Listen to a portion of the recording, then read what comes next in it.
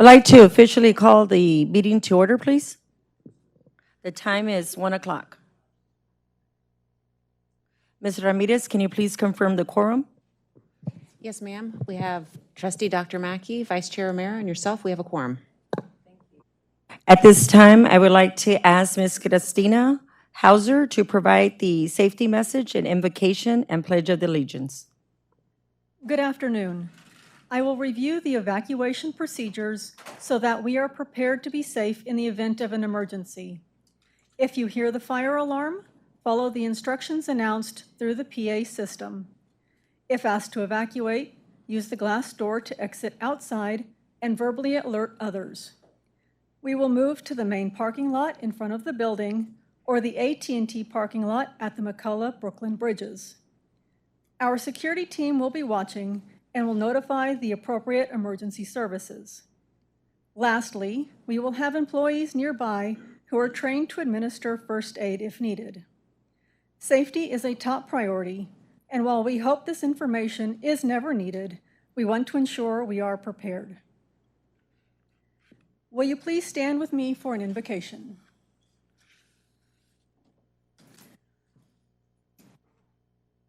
Let us begin with a moment of silence in honor of business and community leader Red McCombs, who recently passed away and whose legacy will be long-lasting in our community.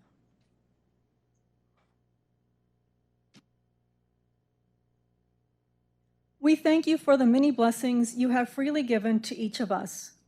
We ask for your presence to guide this meeting of the CPS Energy Board of Trustees. Provide them with the knowledge, compassion, and wise counsel needed as they discuss the business matters on the agenda today. Help us all to remember that we are stewards acting on behalf of our customers, and provide us with the grace to serve all people well. We ask this in your name. Amen. Now please join me in the Pledge of Allegiance. I pledge allegiance to the flag of the United States of America and to the republic for which it stands, one nation, under God, indivisible, with liberty and justice for all.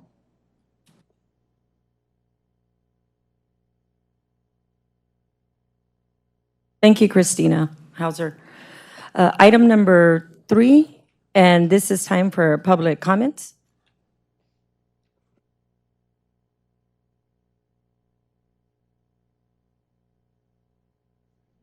We can't hear you. If you could speak up, please. Thank you, ma'am. Yes, ma'am. Public comment provides an opportunity for members of the public to share thoughts on any of this meeting's posted agenda items. We will invite pre-registered speakers to speak, and they may only address the board on CPS Energy-related business listed on the posted agenda. For this meeting, we have 17 in-person speakers. Each speaker will have 2 minutes to speak. Thomas, will you please cue the timer? Our first speaker is Henrietta LaGrange, followed by Mariana Lujan.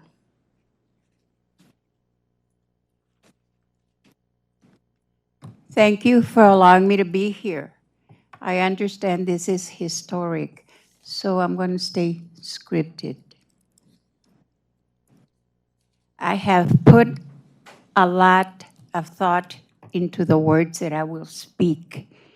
It gives me great pleasure as a woman to see the excellent direction and path CPS Energy is taking. It has been my pleasure to speak before this board many times, mostly praising the excellence of what is being done. I am here today to honor the newly elected vice chairperson of CPS Energy. In my capacity as a committed member of the community, I am here to let you know that this community is delighted to have them both. I am very honored to be here today. I have brought them roses that were carefully selected. The colors were chosen for their symbolic meaning, and let me explain why.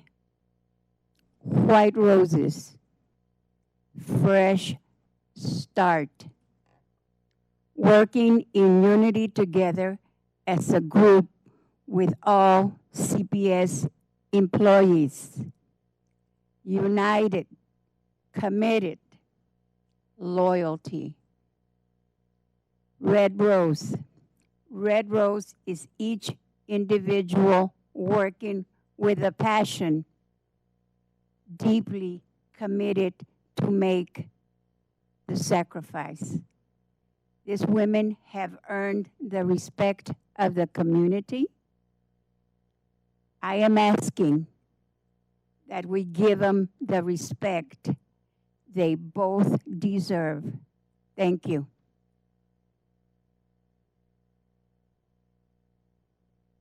Thank you. Our next speaker is Mariana Lujan, followed by Ernesto Salinas. The mic, it's still, yeah, not working very well. I'm not sure. Can you hear? Pretty good. Do you want me to have higher? Is it better?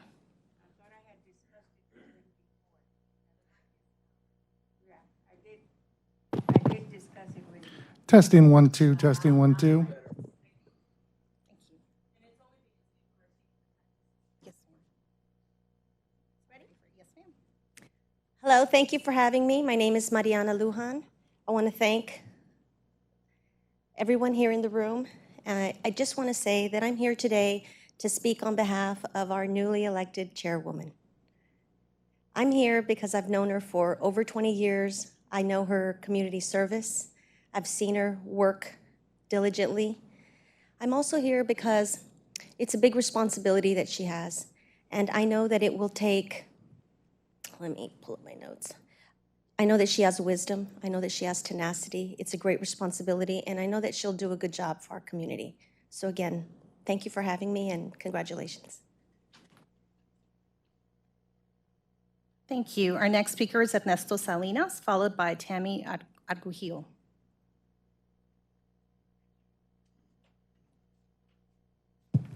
Thank you very much. My name is Ernest Salinas.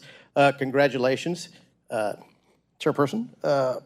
I'm here today because I would like to know, and this is a fresh start, if there is some way CPS can be a little bit more effective with their communication.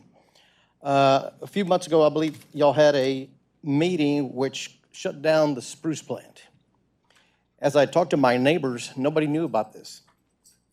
So last meeting I was here and I said, hey, why can't we put this on our statement? Put important meetings on our statement. And I brought my statement here today.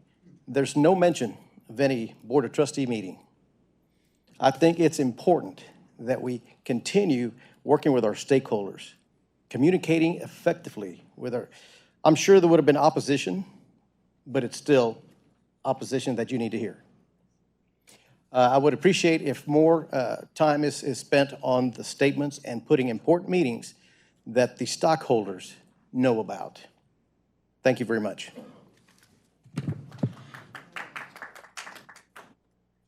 Thank you. Our next speaker is Tammy Argugillo, followed by Pamela Williams. Sarah, Ms. Pamela Williams. All right, next speaker is Janie Gonzalez, followed by Sandra Crocker.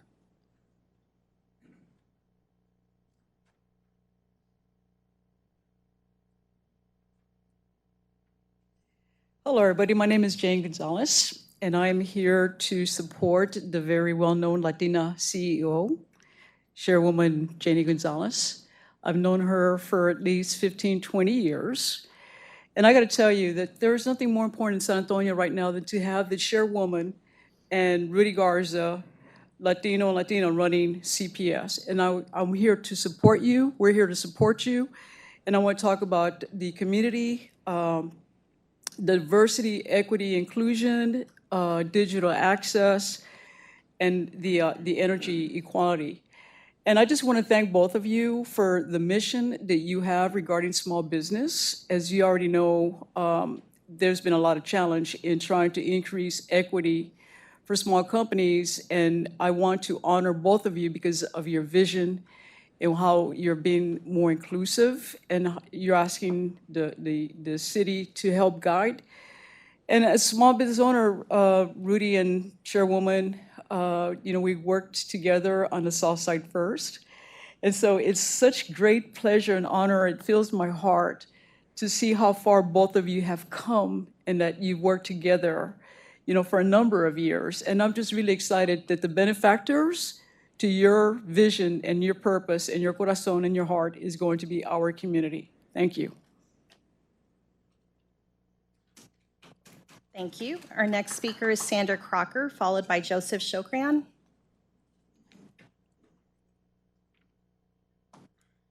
Good afternoon, I'm Sandra Crocker. I'm going to be ceding my time today to Mike O'Donnell.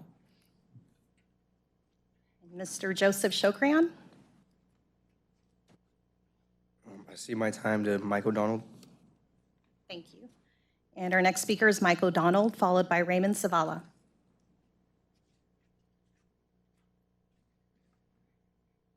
Good afternoon, Chair Gonzalez, Mayor Nierenberg.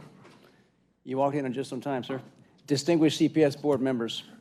My name is Mike O'Donnell, a San Antonio resident, speaking on behalf of Ms. Sandra Crocker, Mr. Joseph Shokran, and myself. We are addressing the long-term implications of accounts receivables, namely the increased costs to be passed along to CPS customers as a result of the recent selection of the blended portfolio, or P2.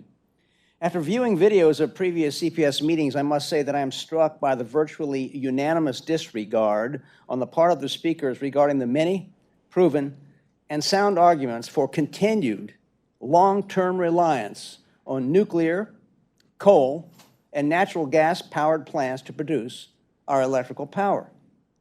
Thus, I would first like to begin by urging all of us to try, for a few moments, to think outside the climate justice warrior design box that has been carefully crafted to limit both our thinking as well as our words and actions.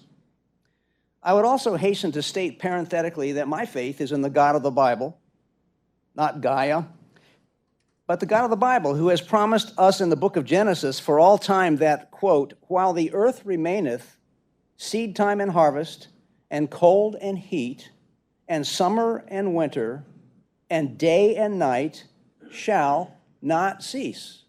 Genesis 8:22. Where's the crisis in that? Second, I would like to add that my political loyalties are to the United States, Texas, Bexar County, and the city of San Antonio, not to the United Nations or the World Economic Forum. Third, I would like to present my theme for today, which is danger, overwrought climate panic. Time to take a deep breath. Oh, to be sure, I've heard over the past weeks much happy talk about how climate change is a real threat, but we can overcome it by banning oil, coal, and natural gas in the near future, and while somehow magically being able to replace it in the more distant future with renewable, net zero energy produced by solar, storage, and so on. But before we continue down the road of, quote, the climate crisis is settled science and we must urgently take steps to remediate it by such radical means as curtailing our use of fossil fuels, end quote, may I please call to the attention of the chair and her fellow board members the work of the Climate Intelligence Foundation, founded in 2019. In August of last year, Clintel released a World Climate Declaration signed by over 1,200 experts in various fields from around the world that stated, and I quote, there is no climate emergency, end quote. Is this a minority view? Of course. In science, however, correct answers are not determined by a majority vote. And when such a majoritarian approach is taken to arrive at answers, those answers are often incorrect. I give you Galileo. Moreover, I would also submit that a number of the vaunted champions warning of the dire looming consequences of the climate change crisis give away by their actions that they do not truly believe the message they are spewing. For example, many of those attending the recent meeting of the world leaders and influencers in Davos arrived by private jet rather than opting for commercial air or train. Not only that, but look at where many of them live. The outspoken prophet of an impending environmental judgment that will most assuredly include rising seas, former President of the United States, Barack Obama and his wife not only own one multi-million-dollar oceanside home in Martha's Vineyard, but for an alternate living location, the Obamas bought a second multi-million-dollar seaside home in Hawaii. So much for those rising sea concerns. Let me get down to brass tacks. Completely shutting down all coal capacity at the Spruce plant is imprudent and short-sighted. Please, at the very least, mothball Spruce 1's coal burning capacity, preserving it for a rainy day. Why would we ever want to consider saving Spruce 1 for a rainy day? Can you say Nord Stream 1 and Nord Stream 2? Both of these modern underwater pipelines were destroyed in September of last year. But prior to that date, many in Northern Europe, relying on a steady supply of natural gas from Nord Stream, may well have thought that they were finished with reliance on coal-produced energy. But now what is happening? Europe is returning to coal. Europe is reopening mothballed coal-fueled power stations. Who is doing this? Germany, Austria, the Netherlands, and Italy. That's who. Perhaps you are thinking, what does Nord Stream have to do with San Antonio? We are not dependent on Russian natural gas. My reply, those of you who follow the news outside the local area well know that we now find ourselves faced with the risk of a nuclear exchange with Russia. While we all earnestly hope that such a scenario will never transpire, we would be unwise to fail to plan for such a contingency where we would need to revive our coal-powered resources. Am I out of my mind to bring up such concerns?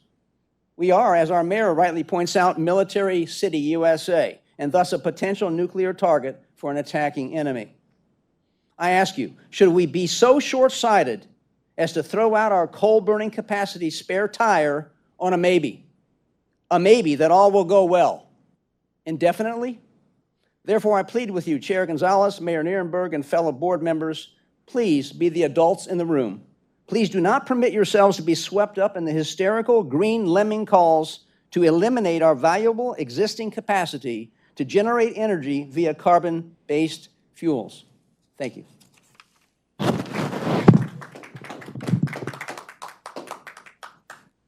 Thank you. Our next speaker is Raymond Zavala, followed by Denise Gutierrez-Homer. Now, Raymond, Denise Gutierrez-Homer.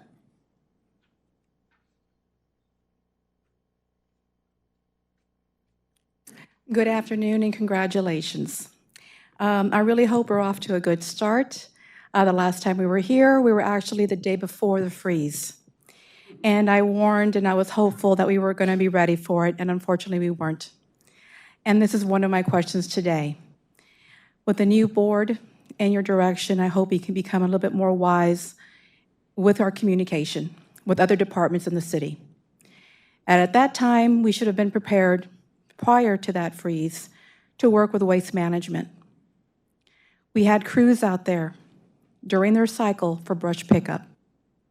CPS and waste management can work together in preparing and making sure these trees are trimmed in areas of the city that cause the outages. We can save money, time, and effort. That's what good management is on both sides, with the city and with CPS. Now to my second point. During that meeting, we also had a report regarding our financial stability and the encouraging words from one of our departments saying that they were doing their best to get some of the outstanding debt by our current customers to be paid off. Not 1, 2, or 3 years, but a little bit more for some customers.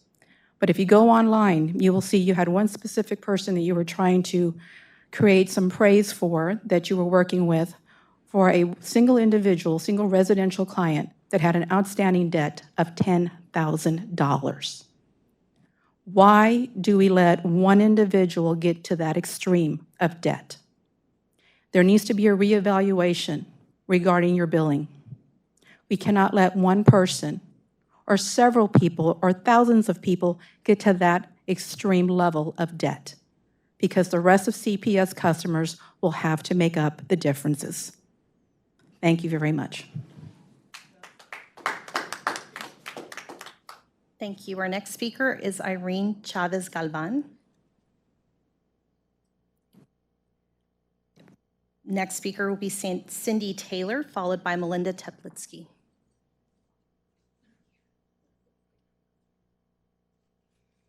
Good afternoon. It's a pleasure to be here. Janie Gonzalez. Ooh, so excited. You are a great leader, and that's what most people have been talking about. I wanted to talk to people about what a great girlfriend you also are. You're loyal, you're true, you're lots of fun. When we get into arguments, we don't keep it to ourselves. We meet face to face. We hash it out. So important.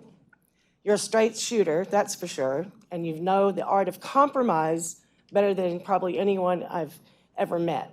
And you've taught me a lot about compromising. You always call me back. That's important. I care about you, and I trust you, and I know that that is reciprocal. You always keep my secrets. You're not a big blabbermouth. And you listen to me. You're not two-faced, that's for sure. What you see with Janie Gonzalez is what you get. Amen. So I think that girlfriend qualities are also good qualities for CPS, right? And congratulations to you too, Rudy. You haven't been in that chair a whole long time, and you are an amazing person. I agree. So, as the newly minted chair of the Janie Martinez Gonzalez Club, that just happened right back here. On behalf of all of our members, we say congratulations to you wholeheartedly, and we are all honored to be your friend.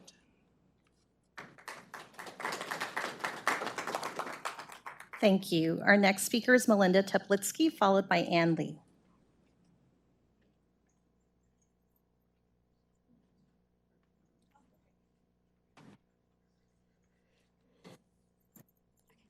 Good afternoon. My name is Melinda Orta Teplitsky. I am on the I Empower Board of Directors and a small business owner of Adonai Business Consulting. First, I would like to begin with a scripture. The King James Bible in 1 Peter 5:6 says, "Humble yourselves, therefore, under the mighty hand of God, that he may exalt you in due time." I am truly honored to be able to stand in the gap for Janie. Janie and I met 20 years ago when our sons were in kindergarten. And since then, I have had the absolute privilege to witness the courage, grit, discipline, y la pura fuerza de mi amiga, who has been advocating for her community and small business, not only in San Antonio, but all the way up to Washington, D.C. There is a saying, you can take a girl out of the South Side, but you cannot take the South Side out of the girl. And I am so glad that you cannot, because then we would not be here to witness this moment. I have brought my mom and my daughter here with me so that they could be part of this historic day for Latinas and women everywhere. The Lord has exalted you, Janie. Échale, juntas luchamos. Look around the room. We stand here with you and Dr. Romero and Rudy Garza as well. Thank you all.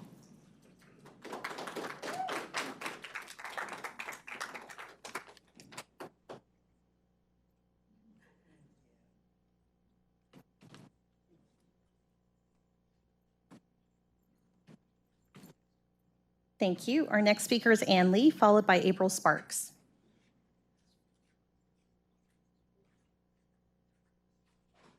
Hello. Thank you for allowing me to speak. I'll make it short and sweet. I continue to, I should say, I support the idea of continuing to use coal, period. Thank you.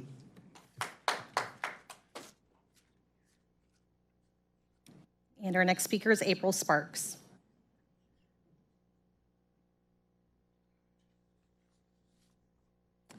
That was our last registered speaker. I will now turn the meeting back to Chair Gonzalez. Thank you so much, everybody. Of course, my first chair's remarks, and of course, I left my binder and I can't see thanks to age and fatigue of staring at the computer, so bear with me. I would like to dedicate my first meeting as chair to the young girls and the women who dare to dream. Picture a world where every woman is empowered, where she never hesitates, never falters, and never wavers in her confidence and belief in herself. To the women who have paved the way, the Emma Tenayuca, the Rosie Castros, Cindy Cryer, Mary Alice Cisneros, the women who have risked their positions to reach higher potential, Ina Menjares and Trish DeBerry. With the strength of these women pushing us forward, we can achieve a world where all women are empowered and humanity prospers. So thank you very much for all of you who are here today, and for those of us who also challenge how we think. Thank you so much.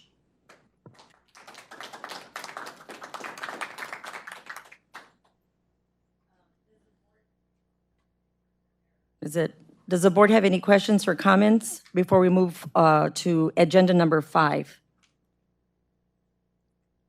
If there are no comments, I will turn the meeting over to Dr. Romero for the RAC update. Okay, thank you. Rate Advisory Committee is up and running again. We had a meeting last week. Okay. And just wanted to go over for the board and the community that we are starting on the rate design process. We will be studying that. I am the liaison to RAC. I always say it like I'm a member of RAC, which I officially am not, but I love RAC. So I'm always there. So what was discussed last time was to get a really solid background on rate design before the RAC started their work on making potential recommendations. So Ms. Ramirez talked about the state laws governing the rates of municipal-owned utilities, because it was really important to get that legal context in place before we start thinking about different ideas. And thank you, that was just a great presentation. They were all great presentations. We also looked at different cities, different utilities, and how they approach rate design and how that's different from how we do it at CPS Energy, and we looked at some different comparisons there. So I know everybody really appreciated that. And then finally, we got a presentation on insight into the billing process, the current state of our IT systems, and considerations and challenges for any changes to rate design. So this will be going on once a month for the next few months. We have suggested, and this is something the board needs to consider, is changing the bylaws for the Rate Advisory Committee so that everyone can stay in place, go past their term limits so they can finish up this task of rate design. And nobody on the RAC seemed to have any concerns with extending their terms, probably through the end of July, until we can get this task done. And I think that's it. If anybody has any questions, happy to answer them.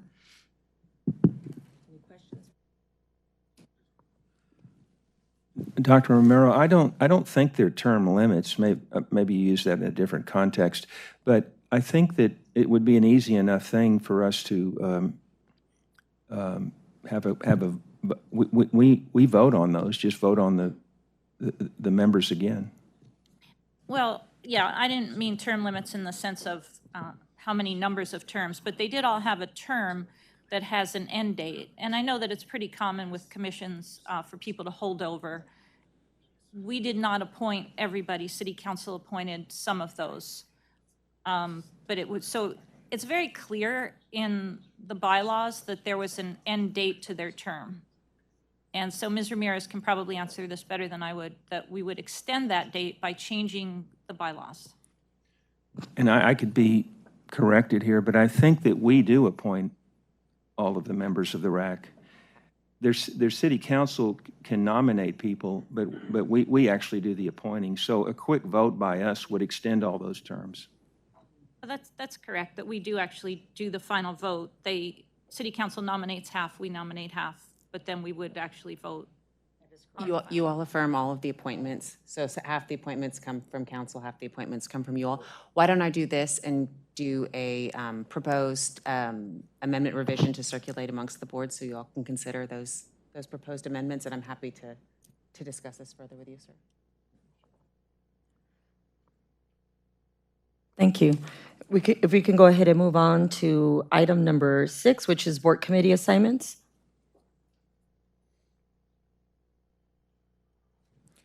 Did you want me to, everyone has a copy of the If you can please review. board committee assignments. I'll go ahead and read them aloud. The Audit and Finance Committee would be chaired by Board Chair Gonzalez and Trustee Dr. Mackey. The Employee Benefits Oversight Committee would be chaired by Board Chair Gonzalez and also filled by Trustee Dr. Mackey. The Operations Oversight Committee, the committee chair would be Vice Chair Romero and Trustee Steen. Technology and Resilience Committee would be chaired by Board Chair Gonzalez and also staffed with Vice Chair Romero. The Personnel Committee would be chaired by Board Chair Gonzalez and also have Trustee Dr. Mackey. And then the Risk Management Committee would be chaired by Board Vice Chair Romero, but contains all other trustees on that committee.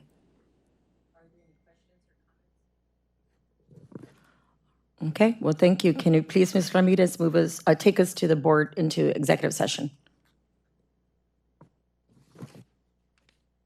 Yes, ma'am. At this time, the board is going to recess and do executive session to discuss matters that have been duly posted under several provisions of Chapter 551 of the Texas Government Code, including consultation concerning attorney-client matters under Section 551.071, deliberations and other authorization on real property under Section 551.072, prospective gifts or donations under Section 551.073, personnel matters under Section 551.074, security personnel devices under Section 551.076, to deliberate regarding security audits and devices under Section 551.089, to deliberate under the Texas Government Code, Section 418.183, subsection F, about confidential information under the Texas Homeland Security Act, economic development negotiations under Section 551.076, and to deliberate, vote, or take final action on competitive matters under Section 551.086.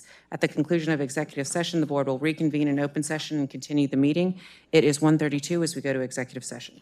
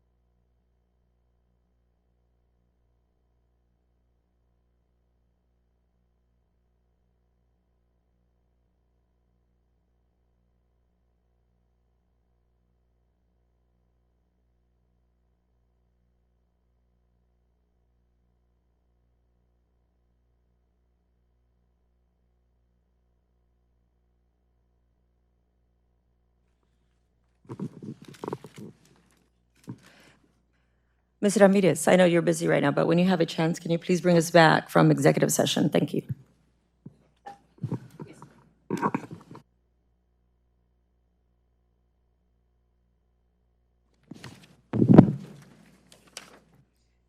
It is 3:05 PM and the board has concluded executive session. I can confirm that there were no votes taken and no matters were discussed that were not part of the posted agenda. We do have a quorum. All members are present. We now will discuss consent agenda item, approval of consent agenda items are the following. Payment to the City of San Antonio for January 2023.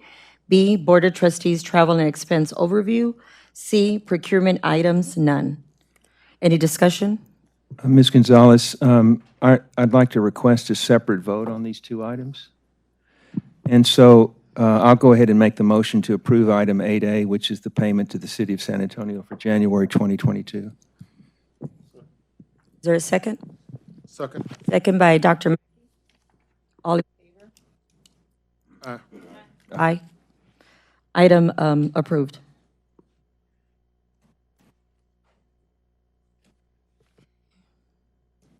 Shannon, can you go ahead and, are we still in 8? Yeah, we're still in 8. Yes, Okay. we gotta do B and C.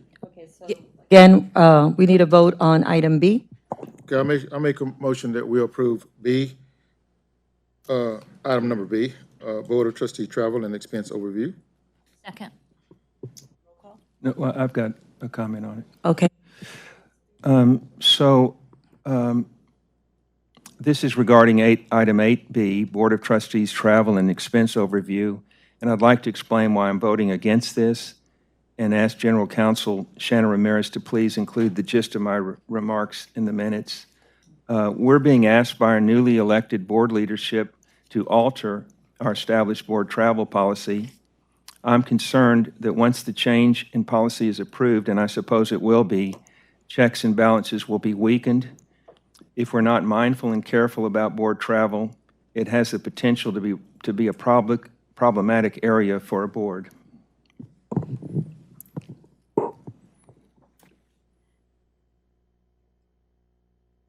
Roll call.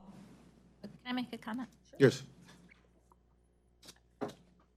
I don't understand that objection, and I just want to make clear that the public understands how clear our travel procedure will be.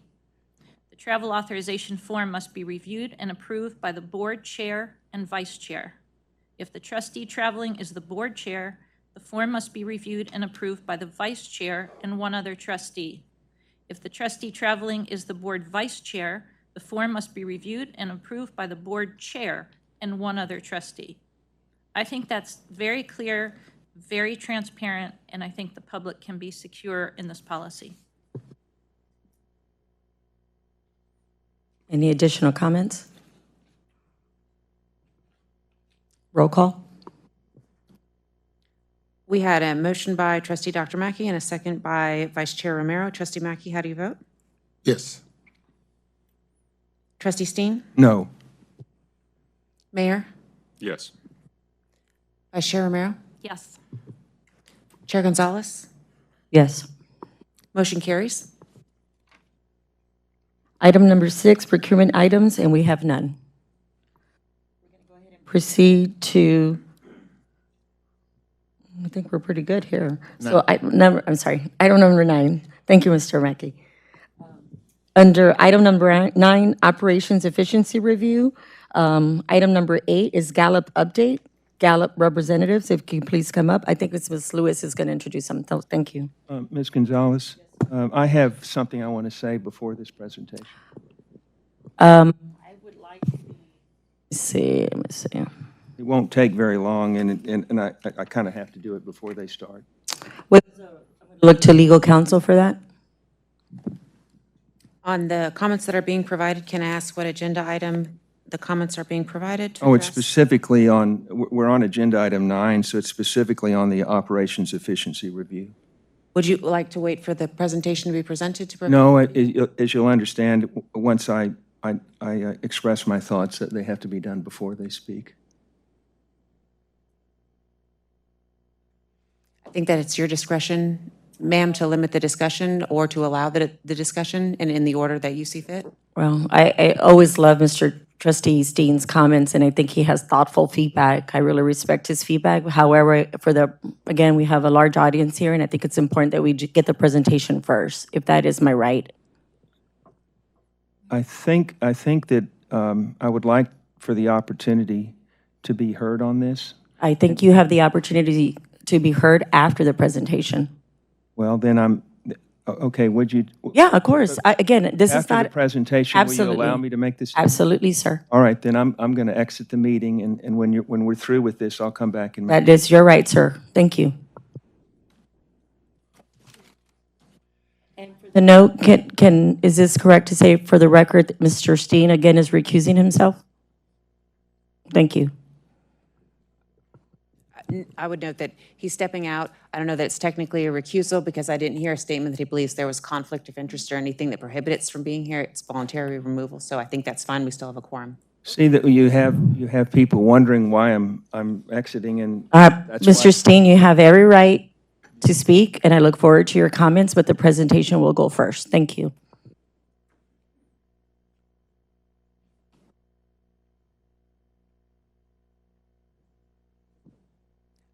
Okay, good. As I say, I believe Lisa was called to the podium.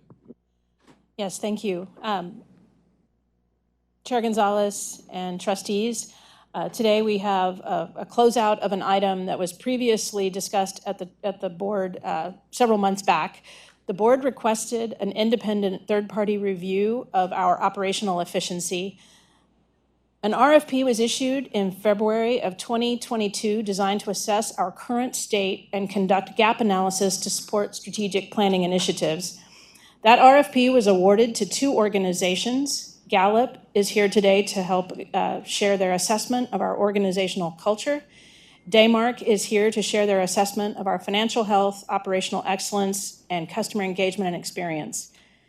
Each organization met regularly with the Operations and Oversight Committee, who up to today included Trustee Gonzalez and Trustee Romero.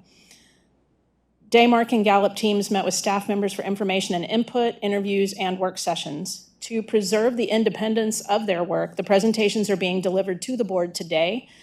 Gallup is delivering a presentation and a report for your review. Each of those documents will be posted online after today's meeting. Today, Daymark is delivering their presentation. Their team expects to complete their report document in the next several days, and once it is complete, it will be shared with each of you and posted online. Once the management team has had the opportunity to review the report of each group, we will prepare written plans to share with the board for further discussion and feedback. With that, we'll start with the team from Gallup, and I'll let them introduce themselves. Good afternoon, and thank you for your time. My name is Whitney Dupre. I'm a managing consultant with Gallup, and I oversaw the execution of our project. I'm joined here today by Ed O'Boyle, who is our global practice lead, and more specifically, facilitated the on-site culture workshop that we had. Over the next few minutes, we're going to give you an overview of our project, just to help you understand how we conducted our research in getting this understanding of CPS Energy. Then we're going to cover 3 key areas: culture and values, leadership and communication, operations. We're going to walk you through our observations in these areas, the gaps that we recognized or saw, as well as the opportunity areas that are available and recommendations for next steps. So to begin, as we think about the culture project in general, our goal here was to get an understanding and view of CPS. We did so based on our just understanding and research around organizations and what makes a culture. Specifically 5 key drivers around leaders, human capital, work streams and structures, values and rituals, and performance. And so the project that we designed ultimately was so that we could gather both quantitative and qualitative research across all levels of the organization, so leaders to frontline employees, in these 5 areas. We did have the project that was in 5 phases. The first phase was an artifact review, which consisted of us reviewing over 20 documents to get a better understanding of CPS Energy in written form. From there, we spoke with executives, every member of the executive team, to understand their perception of CPS Energy, as well as how they see the organization moving in the future. Then we allowed every employee within CPS Energy to participate in giving us feedback about the culture, their understanding of the values. From there, we sat down with, we did focus groups where we sat down with employees. We conducted 10 of them, again, to do a deep dive and hear in their very own words what they think about the culture. We also concluded the project with a collaborative visioning session where we had a host of leaders as well as employees invited to think through the culture and the values. And with that, I'll invite Ed to talk a little bit about that session that he facilitated here. Thanks for the time today. A couple of things about the collaborative visioning session. So the work that was done that Whitney was describing was done in a way so that you could facilitate a conversation with the leaders and the participants in the room, and they collectively can come up with the ideas that are already embedded in the culture to amplify and move forward. So you can see in the pictures that it was a lot of conversation, a lot of debate, a lot of healthy back and forth about what was working, what needs to be improved. And what happens during these sessions is that they, as a group, begin to align and define what are the things that are most important from the organization's purpose, and then how they want that purpose to move forward through a set of values that they want to hold each other accountable for. And I can say that having done many of these, the team was active, involved, and passionate about what they wanted to see and do. There was a lot of consensus around where the organization needs to go and when you are at your best, how you behave. And the opportunities that we're describing are how do you codify that and more consistently deliver it throughout the entire system. Thank you. So our final report is 20-page narrative. It will consist of the executive summary, the overview of the work that we conducted, observations, gaps, opportunities, and recommendations on next steps. Since we do not have time to go through 20 pages, what we'll do today is a summary of that report, starting with culture and values. So when we think about the culture at CPS Energy, one thing that was very clear to us throughout our work is that there is a customer and community-centric culture here.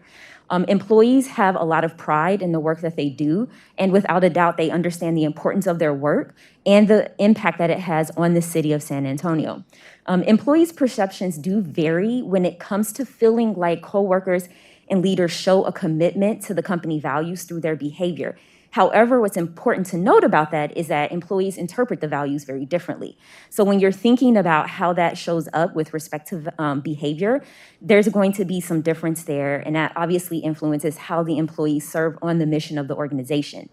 CPS Energy employees definitely understand the importance of physical safety, and employees do feel empowered when it comes to enforcing safety protocols.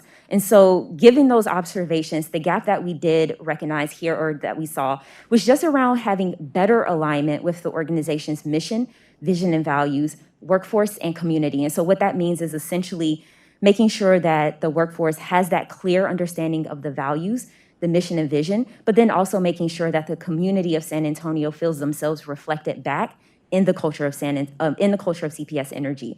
And so those opportunity areas are around defining that vision statement, optimizing the current mission statement, just incorporating more community input and feedback into the organization's culture, so the mission, vision, and values, and then also making sure employees are aware and understand the values. And so the recommendations are very tactical that we recommend. You can look through those. I won't spend a lot of time, but essentially those are the exact steps that need to take place in order to close that gap. When we think about leadership and communication, one thing that was very apparent to us is this sense of renewal that the leadership team has around improving employee morale. In fact, employees themselves recognize the change and are more enthusiastic about the future this year than they were last year, and that's a direct result of leaders. Another thing that we did see or observe is around this really renewed sense of hope and pride in what has been accomplished over the year, and then where CPS is going, and all these changes that are happening are leading the organization in the right direction.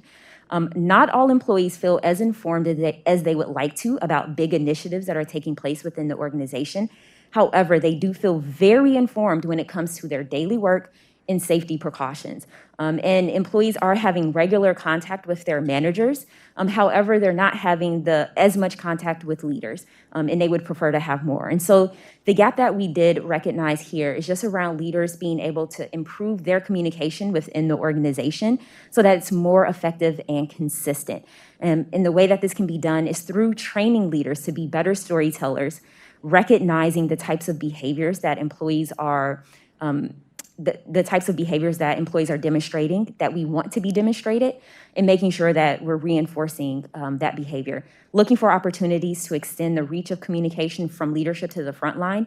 So there really is a gap between VPs and directors, right? And so making sure that that communication gets all the way from the executive team to ensuring that folks in the field are hearing about these initiatives. And then finally, making sure that collaterals, that the briefs are smart, they're reaching their intended audience, and that particularly field employees and younger employees feel as though they're being communicated to. And so the set of recommendations, again, are just really around getting crisp in those particular areas, making sure that leaders feel like they're trained, like they're able to be better storytellers, involving employees themselves as we think about communication, so reaching out to different generations, employees that are in different types of positions, so that they can be a part of that process and give feedback on whether or not communications are effective. The last area of focus is around operations. So when it came to observations here, what we saw is that both leaders and employees recognize the importance of changing the way that decision-making is happening within the organization. Employees expressed some frustration with how long the process is with respect to getting approval for basic requests. When we think about CPS Energy leaders, they also understand that the decision-making process could be more efficient, and that they're spending a lot of time on some of these processes that they could be spending thinking more strategically. And so the last thing that we did observe in this particular area is around employees feeling as though there's some misalignment between what they're told are behaviors that are expected and recognition or how promotions are being made. And so the gap here is just really around making sure that people leaders, or everybody who is managing somebody, is better at being a coach, right? Essentially thinking, how do they empower their employees to get their job done? Those opportunity areas being around making sure that there's an environment here that encourages action and accountability. Looking at the current performance management system and just aligning it with the desired outcome. So what gets recognized gets repeated. So we just want to make sure that what we're recognizing is the behavior that we want repeated. And then finally, empowering employees in that decision-making process, making sure that they can feel as though they can do what's necessary and right for the customer. And so being more agile. Are there any questions? All right, well, thank you for your time.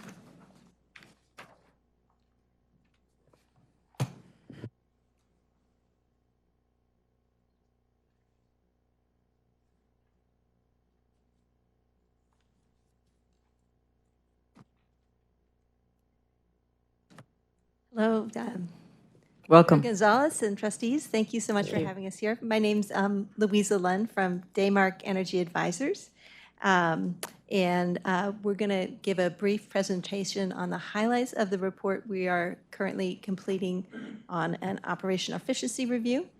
I am here with my colleagues, John Athas, who's a vice president and principal consultant at Daymark. He's does a lot of work with utilities on planning, and he's got 20 years at a large northeastern utility in his background, and he headed up the customer engagement section of the review.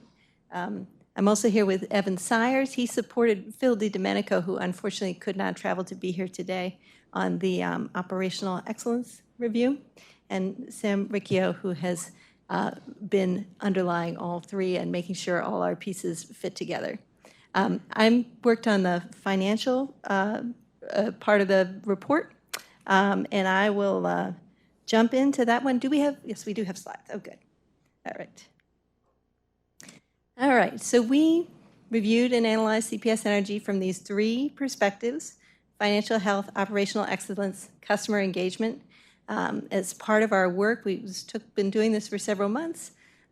We did more than 60 interviews, sometimes multiple times with very patient CPS management, and we reviewed about 180 documents to come up with our conclusions and recommendations. Let me say, before I go too far, you all should feel free to jump in with questions whenever you are ready. I will pause at any time.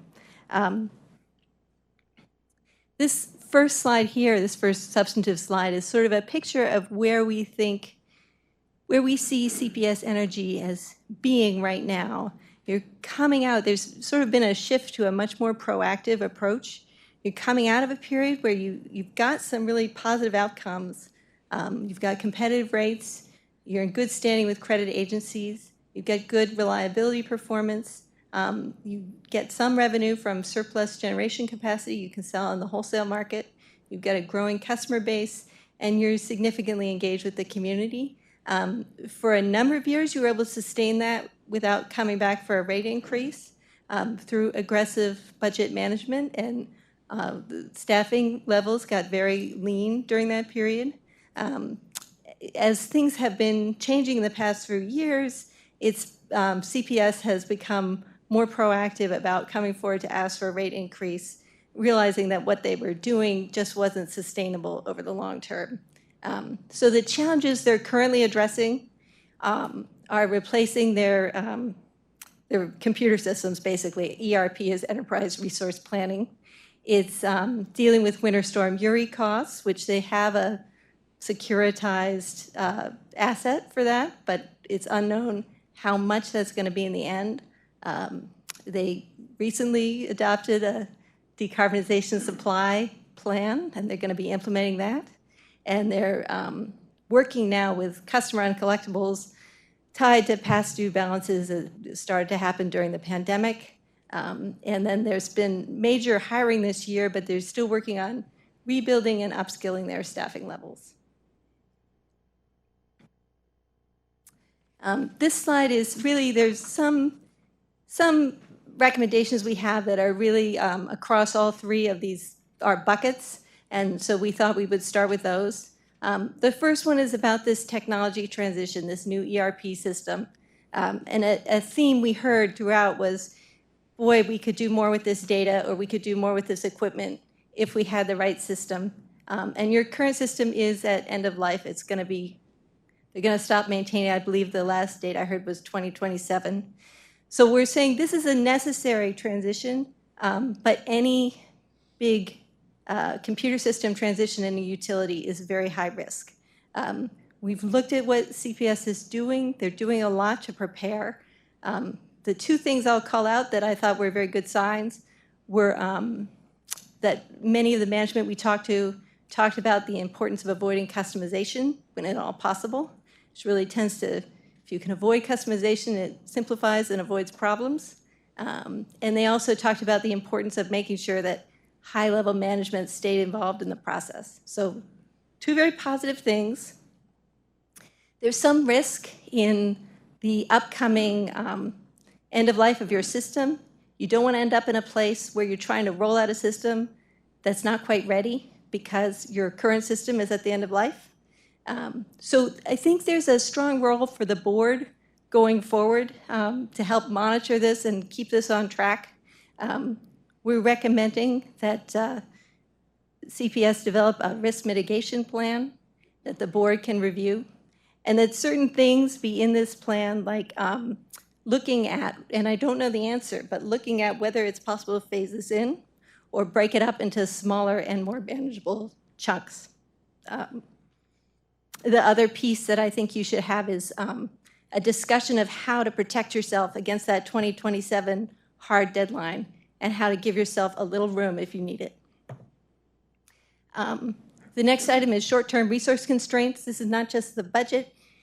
It's not just staffing numbers. It's demands on staff attention.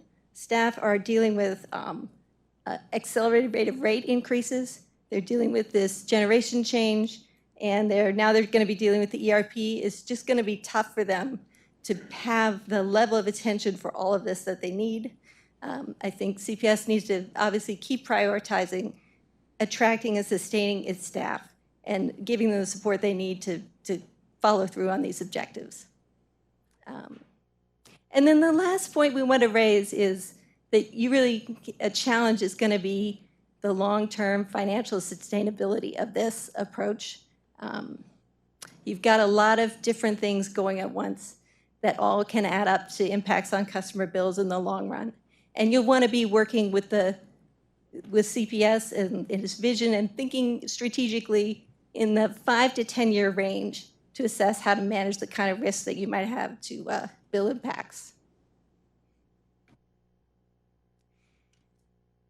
And then to turn to financial health, overall, right now, CPS is in a stable position.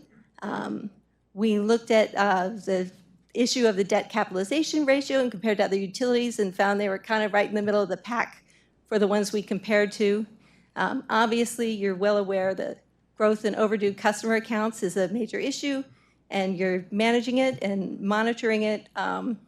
It could be, if it doesn't come down as fast as everybody is hoping, that it could play a role in the next rate increase. And then the last two bullets, I'll be quick because they kind of are just echo what we already said. From a financial point of view, your existing systems are hindering your efficiency and your ability to have strong internal controls. And then as you think about the sort of strategy around planning for the potential costs of the different things you're trying to implement, I would just say I don't think the budget process or the rate increase process are the right forums for that. You probably want a separate process to start thinking about those issues in more financial detail. And with that, unless there are questions, I'll turn it over to my colleague, John. I'm sorry, can you repeat the last statement? Something about separate budgets? Yeah, I'm just saying that, we're making this this recommendation that you have like a financial strategic planning process. And what I was just saying is I know you have a budget process. I know you have a process where you come up with what you need for the rate increase. I don't think either of those are particularly well suited to the kind of scenario analysis you want to do, testing out different possibilities. And so I'm recommending this is probably a separate process from either of those two processes. Thank you for clarifying.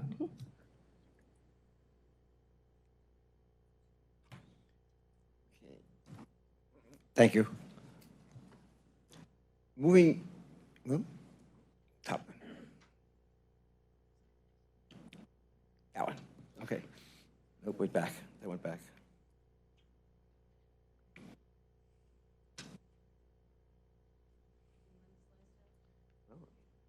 I'm pushing the same button. He needs technical support. Good. There you go. Thank you. See if it works again next time. That's a auspicious start here. Well, thank you again. Looking at the electric operations, that was a major portion of our review, and we've boiled down here to. Sorry to interrupt. Can you speak into the mic so the audience can hear, please? Sure. Looking at the electric operations, where we spend a lot of our time because it's such a broad amount of the activity that goes on here at CPS Energy. It really is difficult to kind of break it down into one slide of 7 bullets. So you'll see a lot more in our report that comes out here. But here are some highlights that we identified that would be worthwhile for discussion. The first one of the aspects that we saw is that, and we see this in a lot of organizations, where there could be a step up in formalization on a process. And in this case, the first bullet is about looking at connecting the reliability and power quality report, which identifies performance, to the investment activities that take place for alleviating poor performance or elevating average performance. And in this case, what we see that there is a connection within the organization for the information, but there is really no formal process that documents that connection, so that when people want to look back and see how the investment played out with what it was intended to repair, or upgrade, or fix, that it was a difficult process, and that doesn't really exist within CPS Energy. So you got the pieces, and now it's a little bit, this recommendation is a little bit to connect the parts. The second recommendation goes where we've noticed in our information, our data that we gathered, that there is some significant amount of contractor usage within the labor for some core utility aspects. This is a little different than we see in most utilities, where the contractors are utilized heavily in activities that are temporary in nature and not necessarily around for a long time. So what we've seen here is that with this slightly elevated level that is our hypothesis, that it really needs a review and to see if it's appropriate balance between use of contractors and potentially adding employees for the long haul. One of the things that, for an example, that could contribute to why it is appropriate is if the anticipated growth in the future is a little bit more moderate than what you're seeing today, then maybe that some of those needs will drop off, and then the contractors can obviously be terminated in the use for the contractors as compared to employees. So we think that's a review of that is very warranted and can be very beneficial to have. The next one regards to the also in the aspects of setting up metrics in projects, and particularly projects, to see if the benefits are achieved after projects have been in place for a while, and so that it's kind of testing your decision-making criteria and your decision-making process, so that you can you're not continually making investments on what prove to be benefits that are very fleeting. That's another area where we've seen some utilities do some serious work to kind of keep their asset management process in as tight as possible. We also want the next bullet kind of talks about technology barriers, but that's really related to the ERP and the fact that right now there isn't a mix of the information around to be able to track the work orders directly to the circuits as easily, to see where they're actually putting the investments in place in order to monitor improvement. The next bullet that's up there that we have is try to figure out the right way to say this in a concise manner. We certainly know that and see that there's some major outage planning that goes on within CPS Energy. What we believe that could be a very big asset for the company is to have a major outage restoration plan that is formalized and maintained, enhanced over time, and sets out the procedures for investments to alleviate as much as possible to mitigate the outage issues, but also the practices and procedures for restoration. This spans major incidents from all seasons, especially winter and summer, like you've experienced lately. But this is just one of the things that we think that could be a big improvement. We weren't able to get, we didn't see the type of plan that we see in some utilities when we've continually asked for information. So it lets us believe that it's not quite as formal in its collection than it is in other utilities. The next issue has a little bit to do with looking at the asset management. One of the things that happens when a company has a lot of growth going on, and they also have had a history of relatively tight O&M controls and investment controls, is that there's a very easy process to say that if it's not broken, don't fix it. A little bit carries to the next step, where you might miss out on some non-critical beneficial capital improvements and O&M changes, and that the justification criteria and benefits can be considered to be articulated very definitively so that you hold people's feet to the fire when they're proposing non-critical projects, but at the same time that you can pass those projects on for make the investments. And those are the types of aspects that we've seen in other jurisdictions where there's where they have applied that to asset management. The last bullet around electric operations really comes around with the fact that here we are in the nexus of two major transitions. Coming out of the Storm Uri, ERCOT, with all its publicity and activities that have had to happen, is going under, has begun and is continually going under some major changes in the marketplace, changes that will affect the value of different resources, how different resources get compensated and the like, and just the general operation of the system across Texas. Those changes that are taking place now and will be taking place over several years to come are coming at the same time where you've made an investment decision in a supply plan that has some, benefit streams that flow through all the analysis, and you want to heighten your participation and awareness around ERCOT to see if you can keep structuring the rules within ERCOT to be beneficial to the P2 plan and the resources in there, and certainly steer it away from the aspects where it might erode some of the value of the resources within the P2 plan.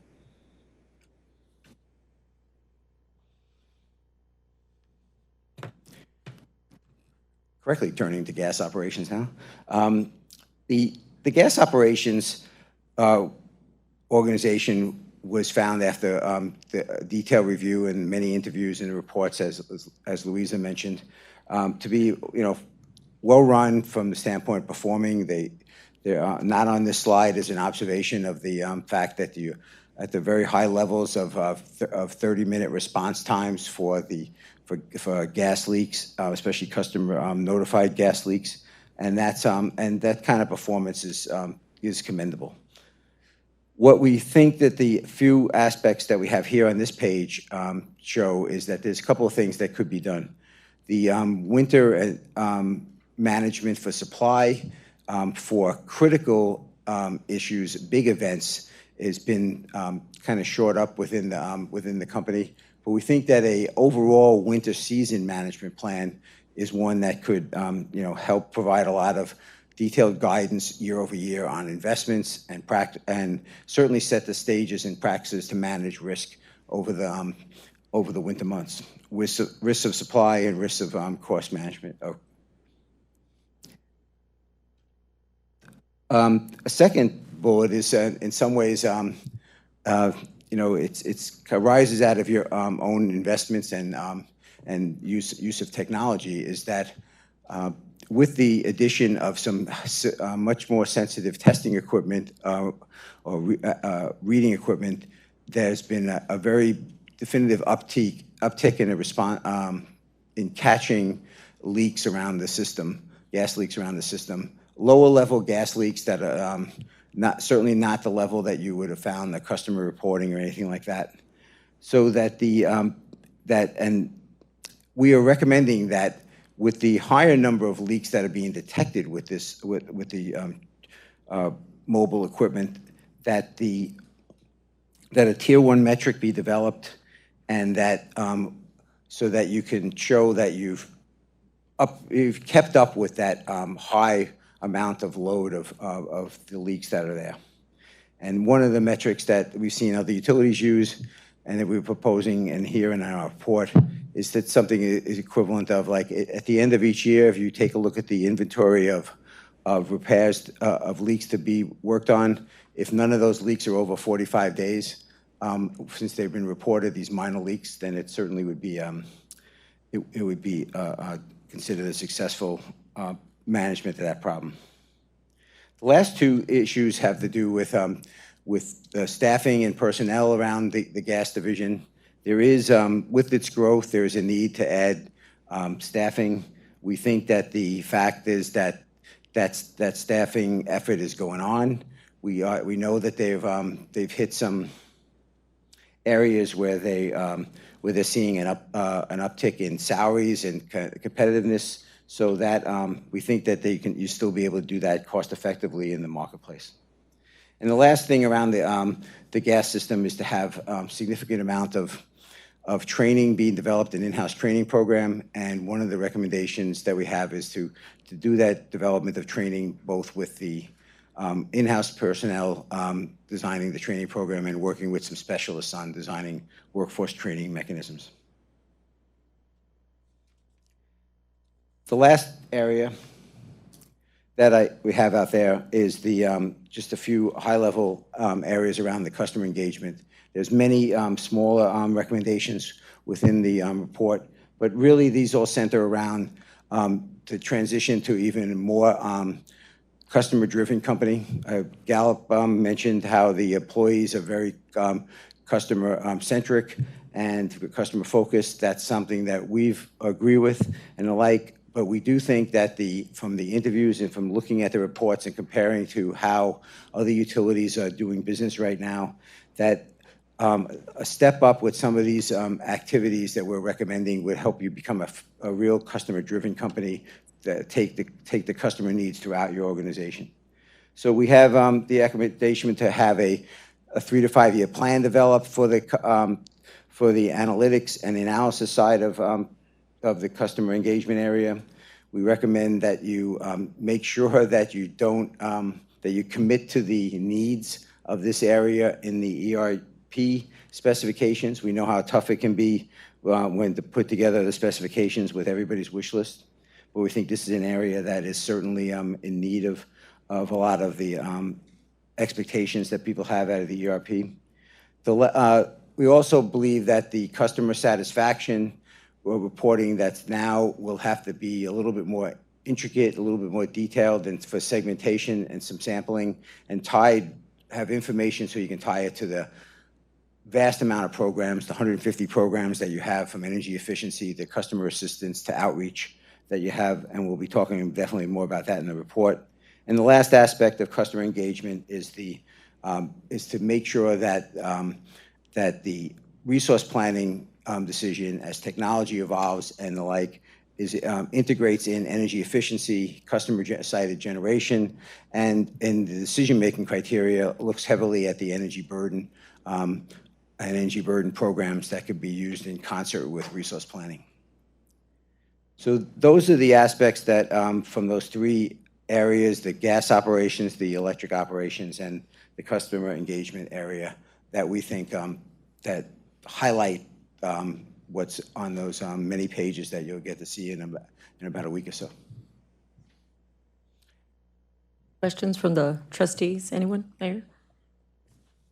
I'd like to thank both of the presenters from Gallup and the Daymark Energy Advisors.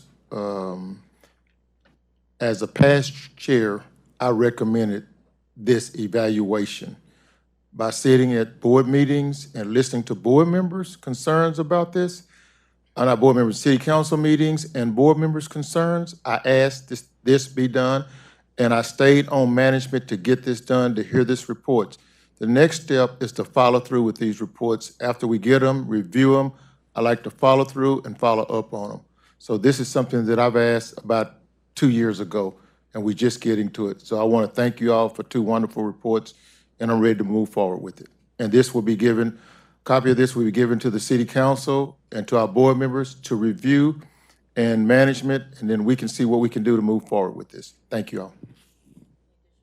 Any additional comments? Madam Chair, a couple comments I want to make as CEO. I want to thank both Daymark and Gallup, who's a regular partner of ours in our employee engagement process. We can't as an organization name values like accountability and transparency and not be willing to go through a third-party analysis. We're a big organization, 3,000 employees, $3 billion in revenue, $13 billion in assets, 1.2 million customers. There are always no matter how efficient we get, there are always going to be opportunities to do better. And our customers expect us to be the best we can be. I think we're pretty doggone good, but we can always get better. We're going to take these reports and we will put action plans in collaboration with the board to chart a path to implement the things that are affordable and make sense and are within our technological capacity with our current systems to do in the moment. And as we upgrade our ERP system, as was mentioned multiple times in both of these reports, it will just allow us to continue to get better. So, you will always have me and my leadership team's commitment to get better and to do the best we can with the resources that our customers give us to get our job done. And I think both of these reports will allow us to do that in a more efficient manner. So I just want to make sure that I reinforce the leadership team and the organization's commitment to put these two reports to work. Thank you. Thank you. If there's no further comments, then we'll move on. I think Mr. Steen can come back.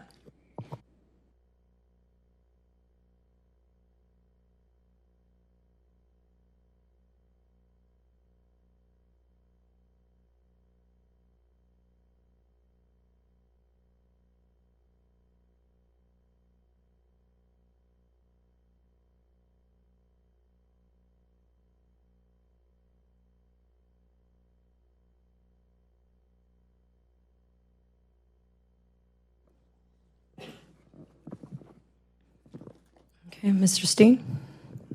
Oh, I'm sorry, Mr. Steen. Before we start, before you express your concerns, I have a question for you. Do your comments add anything new or more substance than you previously commented on February the 28th, which you clearly expressed a concern with the information, the press release, statement of the board's actions and concerns, feedback from council in regards to the presentations that just took place? Is there anything different?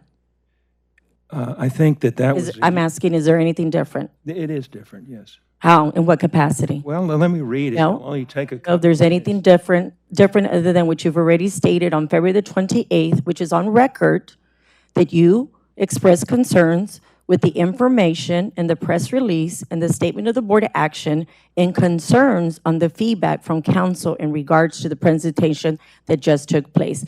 Is there anything significantly different? And if not, we will move on. Is there anything significantly different? Yes, it is different. Yeah. Okay, then I will allow you 3 minutes. All right. Can we have legal time 3 minutes? This harks back to almost exactly a year ago when this subject arose at our February 28th, 2022 Board of Trustees. I'm sorry, I meeting. wish to interrupt. There's nothing different. At the time, I expressed my concerns. We're going to move on. I think... No. You're going to state the same thing. You have an opportunity through committee, and you have an opportunity through the public process to put your items of concern with the additional support of another trustee to add it to the agenda, or as the board chair, I have the right to ask our CEO or any executive leader here to present any concerns you may have. At this point, if there's nothing that's really different, other than, again, I'm going to state for the record, on February the 28th, you clearly expressed concerns with the information in the press release, statement of the board action, and concerns, feedback from council. And you abstain, and it's on the record. Ms. Gonzalez, this surprises me because you're an advocate of transparency. But it's on record. You've made it clear your concerns. Actually, you've made it clear probably for the past 2 years on record what your concerns are. And therefore, you've been provided the courtesy for 2 years to express that on record. And therefore, as a new chair, I am asking you through the process that's legal for you to express your concerns to the committee, for you to get the support of another trustee to put an item on the agenda, or for me as a chair to ask our CEO or executive leadership to address concerns on record. Well, let me ask you this then, Ms. Gonzalez. Can I submit this statement, and can it be part of the record of this meeting? It depends on legal counsel. Legal counsel? That is at your discretion, ma'am. No. Let's move on. Account receivables, item number 10.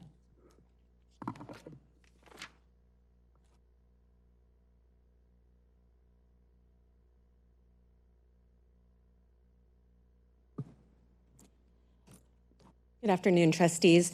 I'm here this afternoon to follow up on this discussion and continue to reassure you that we are continuing on our efforts related to past due balances and ultimately to improve our financial performance. Just to let you know, we have followed the actions committed to as part of the board resolution passed in December, and we have resumed all of our collection processes, including disconnects. So today, what we'll be doing is talking about the snapshot of our receivables as well as the trend. I'll be also going through the same breakout views as well as installment plans. I'll talk through the best practice assessments that we've been working through and give you an update on the outreach and engagement that our teams have been working on. But what I do want to point out as a headline is that for the third month in a row, we have seen a positive trend in our past due balances, resulting in us at $196 million in past due accounts. That's down around $4 million than last month. So here you can see, as I mentioned, as the third month in a row, we have continued to engage with our community and find ways to, on the front end, do everything we can to connect our customers with assistance. So in total, we held over 2,000 community events last year, and we were able to connect our community with about $80 million in financial assistance. But we know that unfortunately that wasn't enough, so we did have to continue with our disconnects, and we did ramp those up. For last year in total, we did about 31,000 account disconnections. And so here you'll see a slide that you've seen before, but we added a trend line on what the account disconnections look like. And here you can see back in January of 2019, we were about 7,200 accounts that were disconnected. I'll remind you, March of 2020 is when we suspended disconnects. Then as we began to resume our disconnect process, temperatures prevented us from doing so for safety of our community. So as of October of last year, we were ramping back up to our disconnections. And then as of the end of last month, we were at close to about 7,500 account disconnections. And we've been continuing to increase that over the month of February.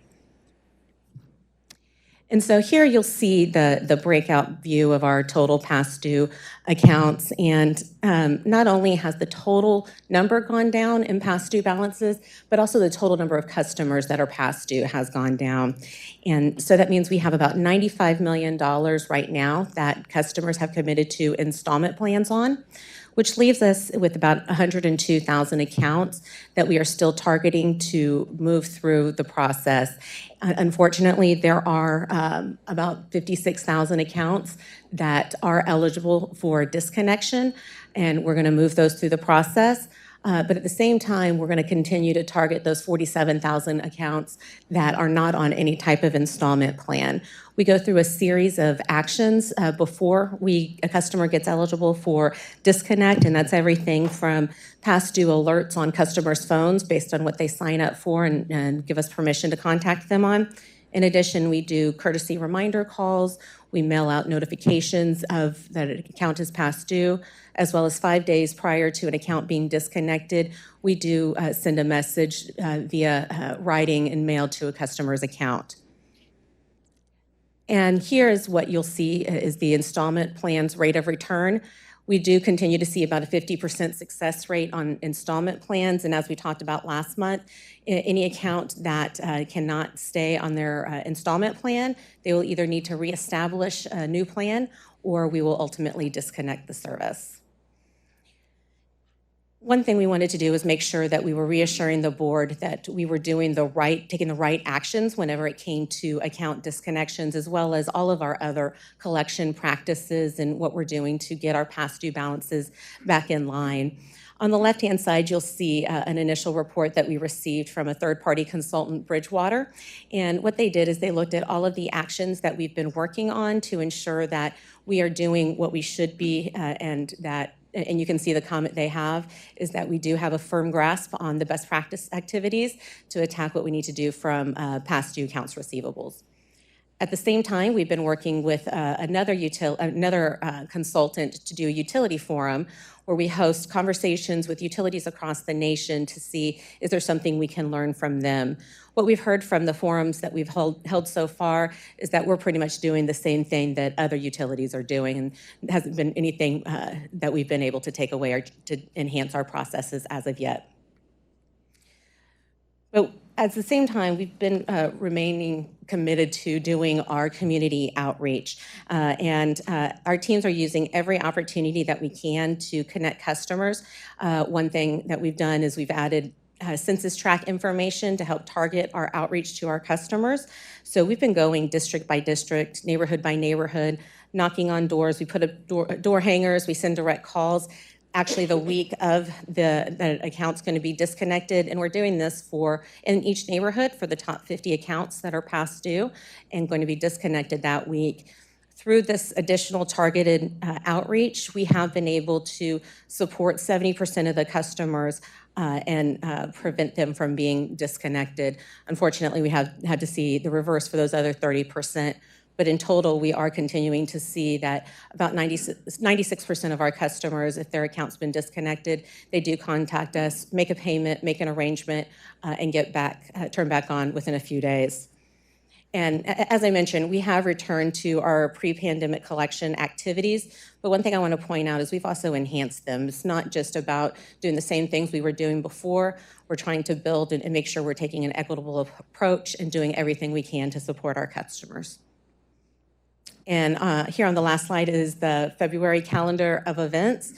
We continue to publish our actions and where we're going to be in the community, but we invite you to join us, and anything that you have, and if there's any customer that you'd like for us to reach out to, if there is an organization or agency that you believe we can partner with, we'd be happy to take their information. That is all the information I have for you. If there's any questions, I'd be happy to answer. Any questions? No, there's no questions. Madam Chair, may I speak? Yes, sir. There's no question. I'd just like to commend Ms. Hardwick for the tremendous job that you're doing and working to try to get the numbers to come down. I would just like for you to continue that hard work because I see all the progress that we're making, but I'd like to see a little bit more progress in making sure that we visit the last board meeting and you said at least 10,000 would be disconnected each month. Yes, sir. Other than that, I'm fine. Yes, sir. Thank you. I believe there's a Thank you, Chair. Thanks for the presentation, Deanna. My question is, our goal obviously is to make sure everybody keeps their lights on. So when we're talking about disconnections, our hope is that the disconnection spurs a call back to us so they can get back on a plan and get their electricity back turned on. Do we have a sense of that yet in terms of the proportion of disconnects that are calling us back? Yes, we see about 90% of customers that accounts are disconnected that call us back within a few days to get reconnected. The majority of ones that don't tend to be vacant properties or someone's that's about to move out. Okay, good. And that, I assume, would account for the growth in our on-installment plan activity over the last month? Yes, sir. Thank you. Go ahead, Mr. Madam Chair, I would just like to highlight, it was on one of the slides, but we've got a CPS Energy Angels program now. For those who can and are willing, if you have a family member, a friend, if you just like to call and have a donation applied to somebody's account that or even that you don't know might need it, we are working really hard to set that process up so that those with means can help those who are struggling. I think that's one thing that San Antonio is known for from a cultural perspective. And I just want to kind of reinforce that Energy Angels program is a good opportunity. Oh, so Ms. Hardwick, thanks for your update and for your continued efforts. If we could go to slide 4, please.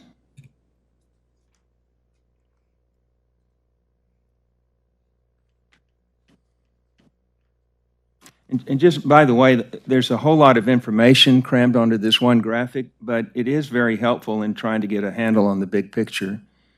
Of course, the green area represents our customers who are current, so what we're concerned about is the lower area. And if we look at the dark blue, we can see a slight arc downward over the past 3 months.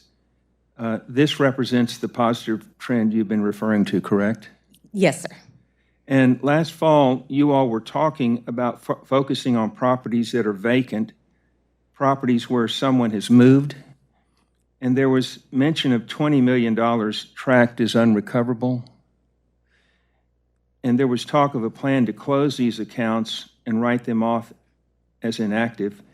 So if I may call that a plan, was that plan implemented? Yes, so it's a combination of accounts that are either in bankrupt status and in partnership with our legal team, or accounts that go through the write-off process. We did escalate in accounts that we could write off earlier. We have. And have you completed that? We are looking at the accounts each month. So each month we have between $3 to $5 million of write-off. So what I'd like to clarify is whether that slight downward trend we see in the dark blue on the right side, is it mainly attributable to accounts that have been written off, or is it mainly attributable to genuine progress in getting customers to bring their accounts current?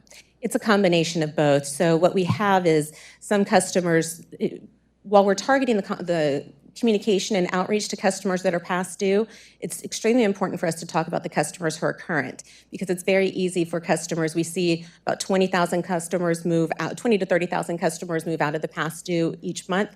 Then you have about 20 to 30 that are current that move into the past due each month. So it's a combination of customers that are written off, as well as customers moving from bucket to bucket. And as Daymark pointed out, we do have some limited visibility with some of our data, but we're continuing to see what we can find about individual customers, but the majority of what we see is just people moving between buckets plus the write-offs.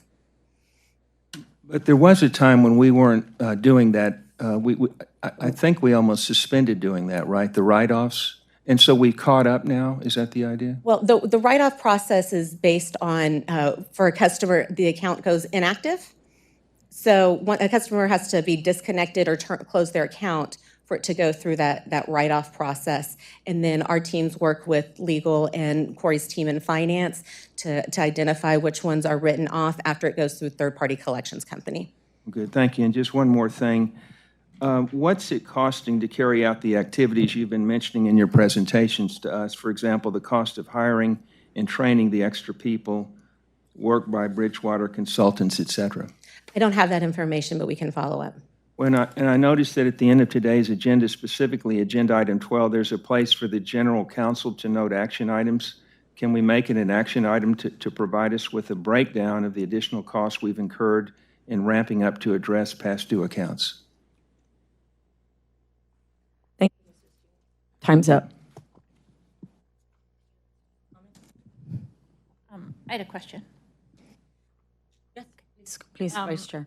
Okay, with the chart on slide 7, I just had a couple of questions. So is this telling us that we have internal account collection, but the comparison utilities do not? It actually is. So the top line up there is what we're doing. And all of the associated actions with that, and where you see the 4 other utilities that the consultant that Bridgewater was able to help benchmark us with, where you see red or no, it's either not applicable or they don't have it. So it does show that we're taking more actions than the other utilities benchmarked here. Yes, ma'am. So why do you think we're different than the others? And do you think it makes for a more efficient process that we do it differently than the others? Yes, I do think it makes for a more efficient process. I think when a lot of the utilities, and what the benefit of partnering it with the utility forum is we're all talking about it together, and everybody's trying to figure out what to do and how to approach things, because all of the utilities are seeing the same things. So we're really just trying to learn from one another. While we're limited in some level with our data access, we know our customers. And Gallup highlighted the fact that our our employees are very customer and community focused. So a lot of it is through recommendations that we get from the city council or referrals or just ideas that we try to implement and see if they work. So it's just trying to do everything that we can, seeing if it works, and then finding ways to measure its effectiveness. Okay, and I think that might get at Mr. Steen's question a little bit too. The way you spend money to collect this, it seems like you've put some thought into the efficiency of it, and that having representatives internally that know the better way to deal with their own customers might be the best way to get success. Yes, ma'am. I think being the hometown utility, these are our neighbors, our friends, and our family members. So a lot of it is just talking to our folks and helping getting insights. So yes, I agree. Okay, and then the other thing I just wanted to ask, when it talks about under the category of generating revenue and the increased revenue associated with late and reconnect fees, and I guess I always ask this question, how do you end up balancing that? So that, I mean, because we want people to be paying customers again. So is there a point at which forgiving the late fees or forgiving the reconnection fees is the better way to go because it's more likely to get them back? We were leveraging, yes, ma'am, we were leveraging the ability to waive late fees. Late fees are a pretty small portion of customers' bills. It's usually just a couple dollars at that. But sometimes just giving that grace to a customer makes them feel better. But for the reconnection fee, we will see if we can work with customers, whether it's the reconnection fee or a new deposit, to see if we can put that part in an installment plan that works for them. Okay, thank you. Yes, ma'am. The information that you presented today and how we're addressing, remediating the bad debt with the customers, how is this any different than what you presented on 12/19/22? This is just an update to those actions that we had committed to. Okay, so again, Mr. Steen objected, right, on 12/19/22, rejected the objections to our plan to mitigate customer debt. Just want to make sure for the record that we understand that as well. All right, thank you.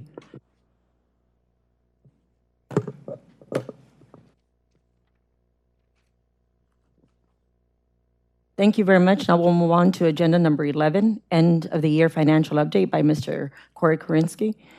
Please proceed.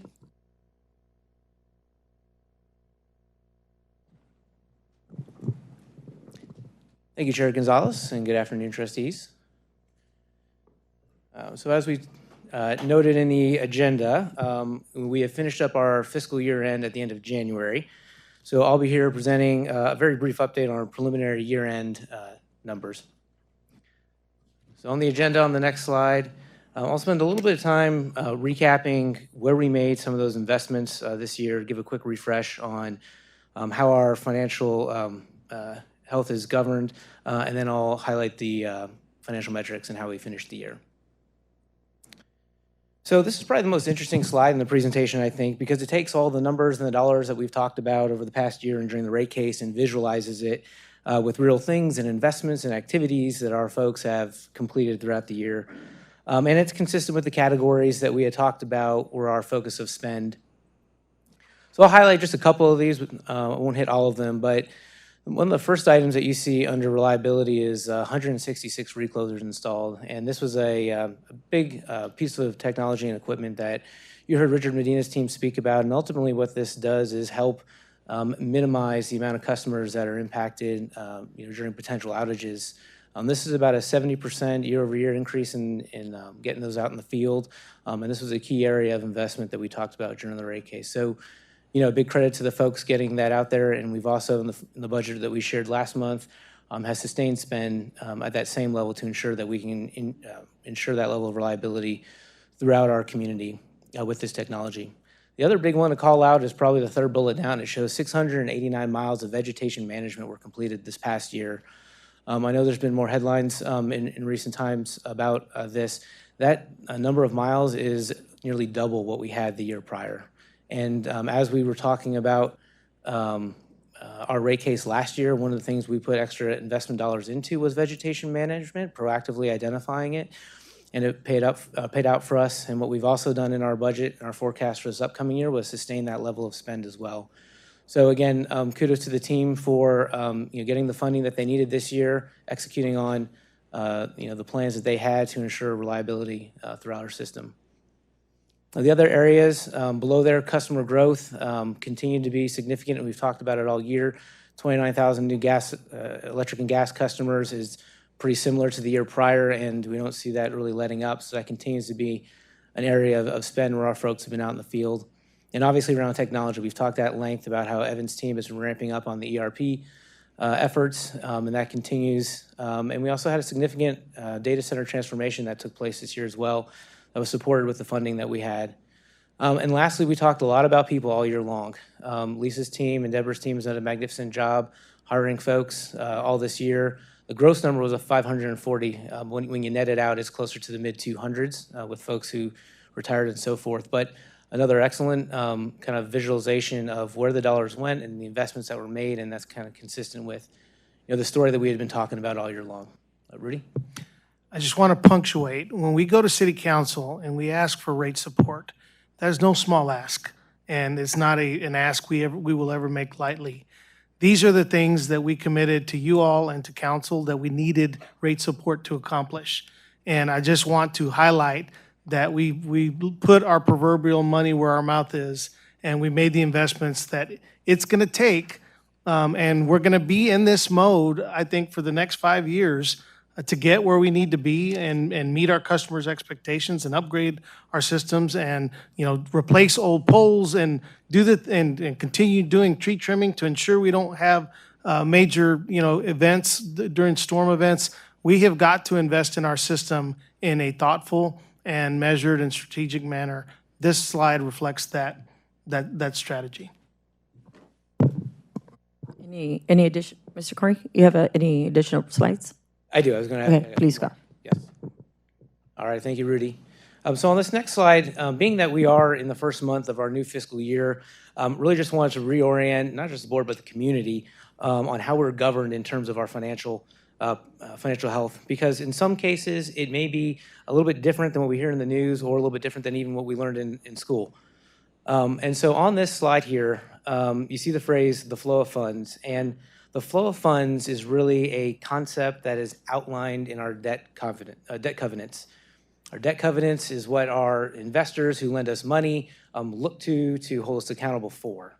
And so what this flow of funds concept really does is help us prioritize how we apply our revenue. And that's really the approach that it takes. And this illustration, I thank Melissa's team for giving me a literal flow of money that looks like water, is what I want to use to just kind of highlight the sequence in which revenue is applied.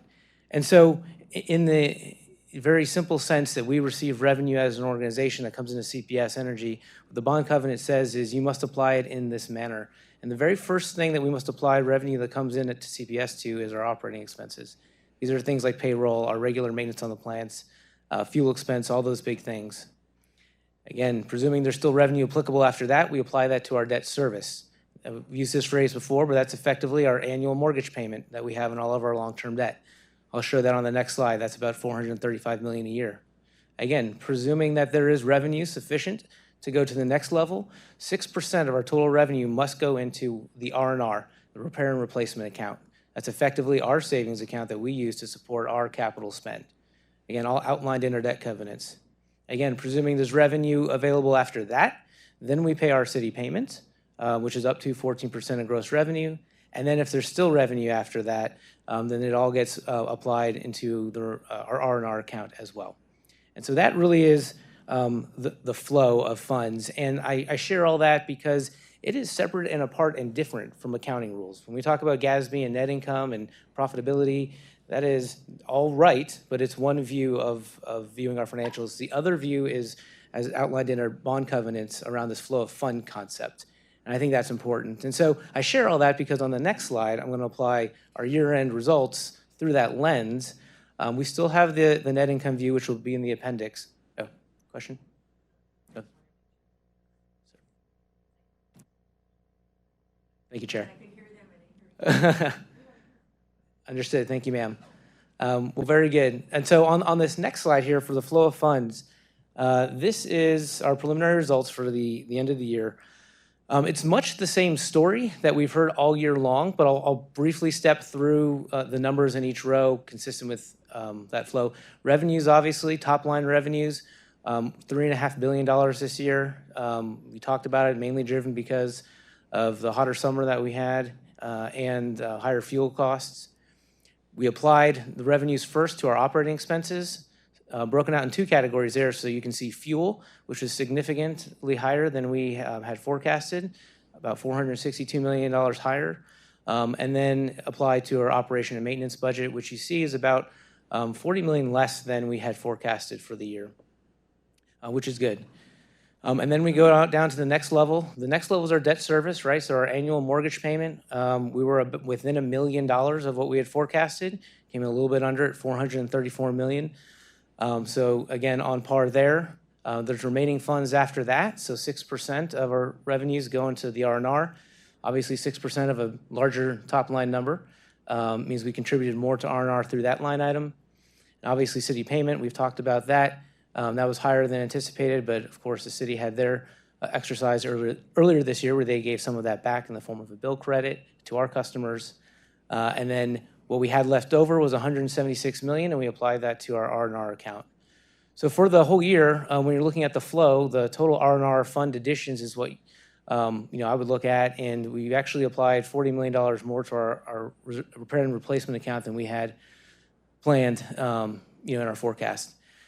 And so we did all that while absorbing all the things we've talked about. The extra bad debt expense is absorbed in there. Wholesale revenue, net of fuel, that underperformance was absorbed in there.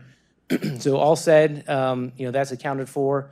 The last thing to note, we just put on this slide because you can't see it explicitly otherwise, is the total spend on capital.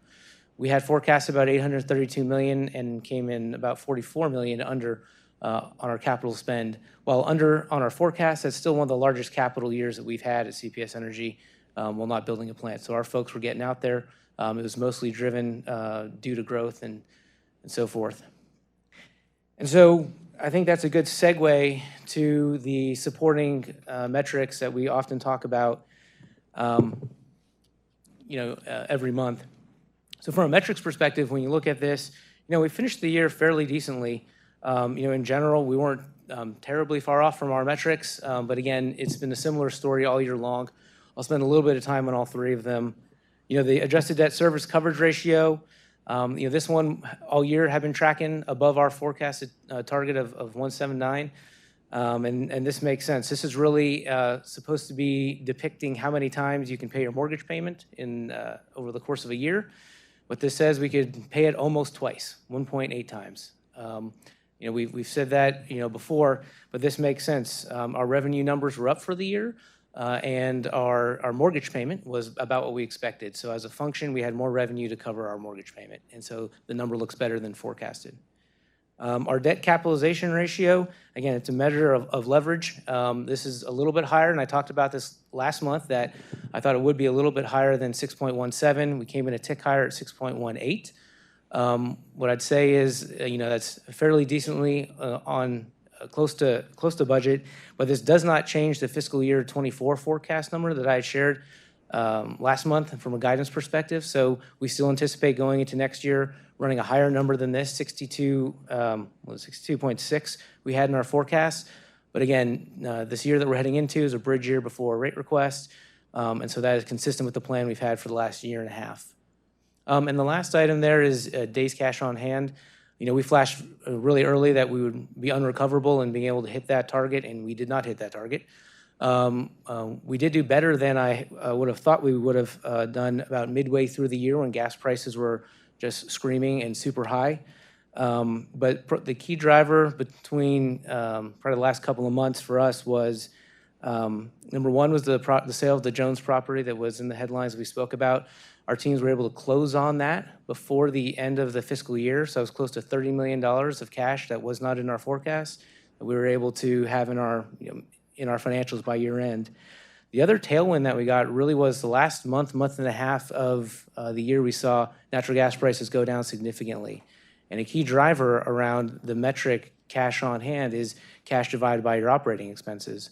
Well, 3 months ago, we thought our operating expenses were going to be much higher if there was going to be sustained pricing of natural gas. Well, it fell off really hard, and so we got a lift in just the mere calculation of this metric, and that accounted for, close to 13, 14 days alone with just those two items. And so that was those two items were big tailwinds that we didn't have in our forecast that really helped us out.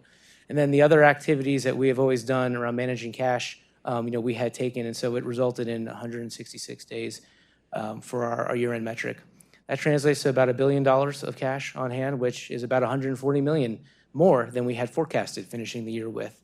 So again, this metric, I think, kind of illustrates the inherent volatility of a company like us that has the seasonal volatility, and you layer on these macro events that have volatility on a month-to-month basis. There's a lot of change that can occur in either direction, and we really are just the numbers are a result of all those different inputs.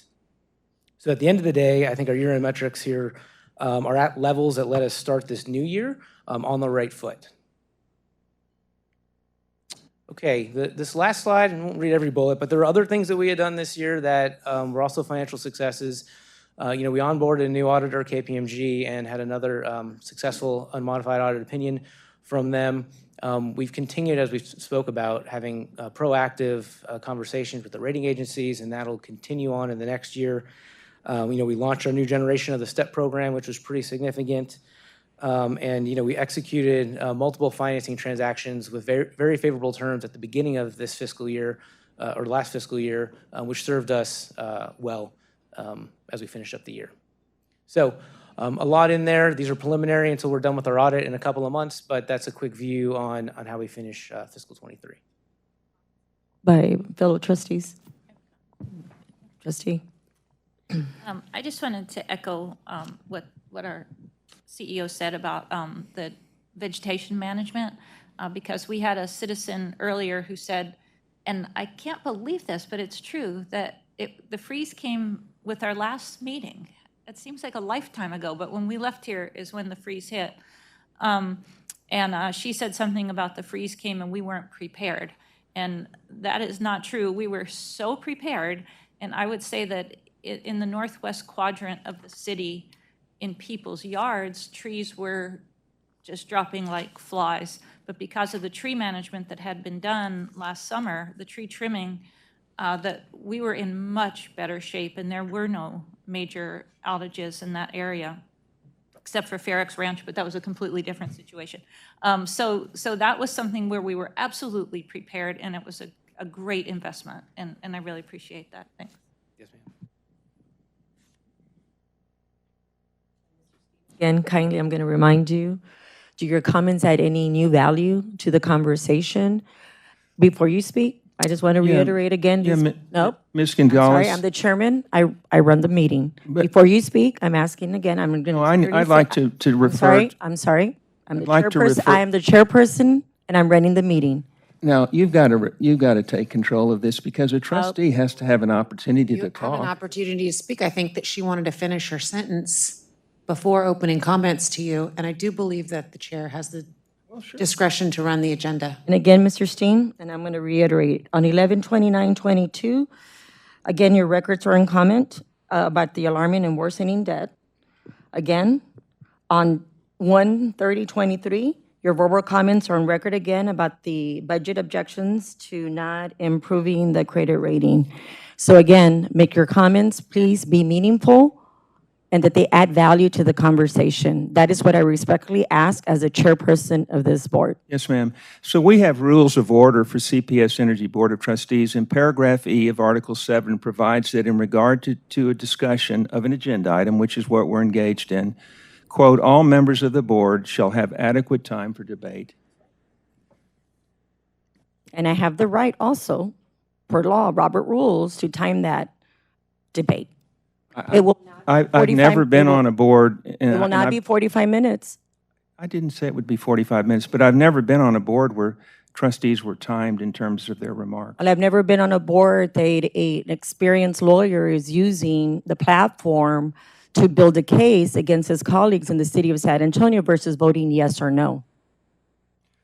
Well, I think we're talking about the results of the end of our fiscal year, and so it's appropriate to make comments. Feel free.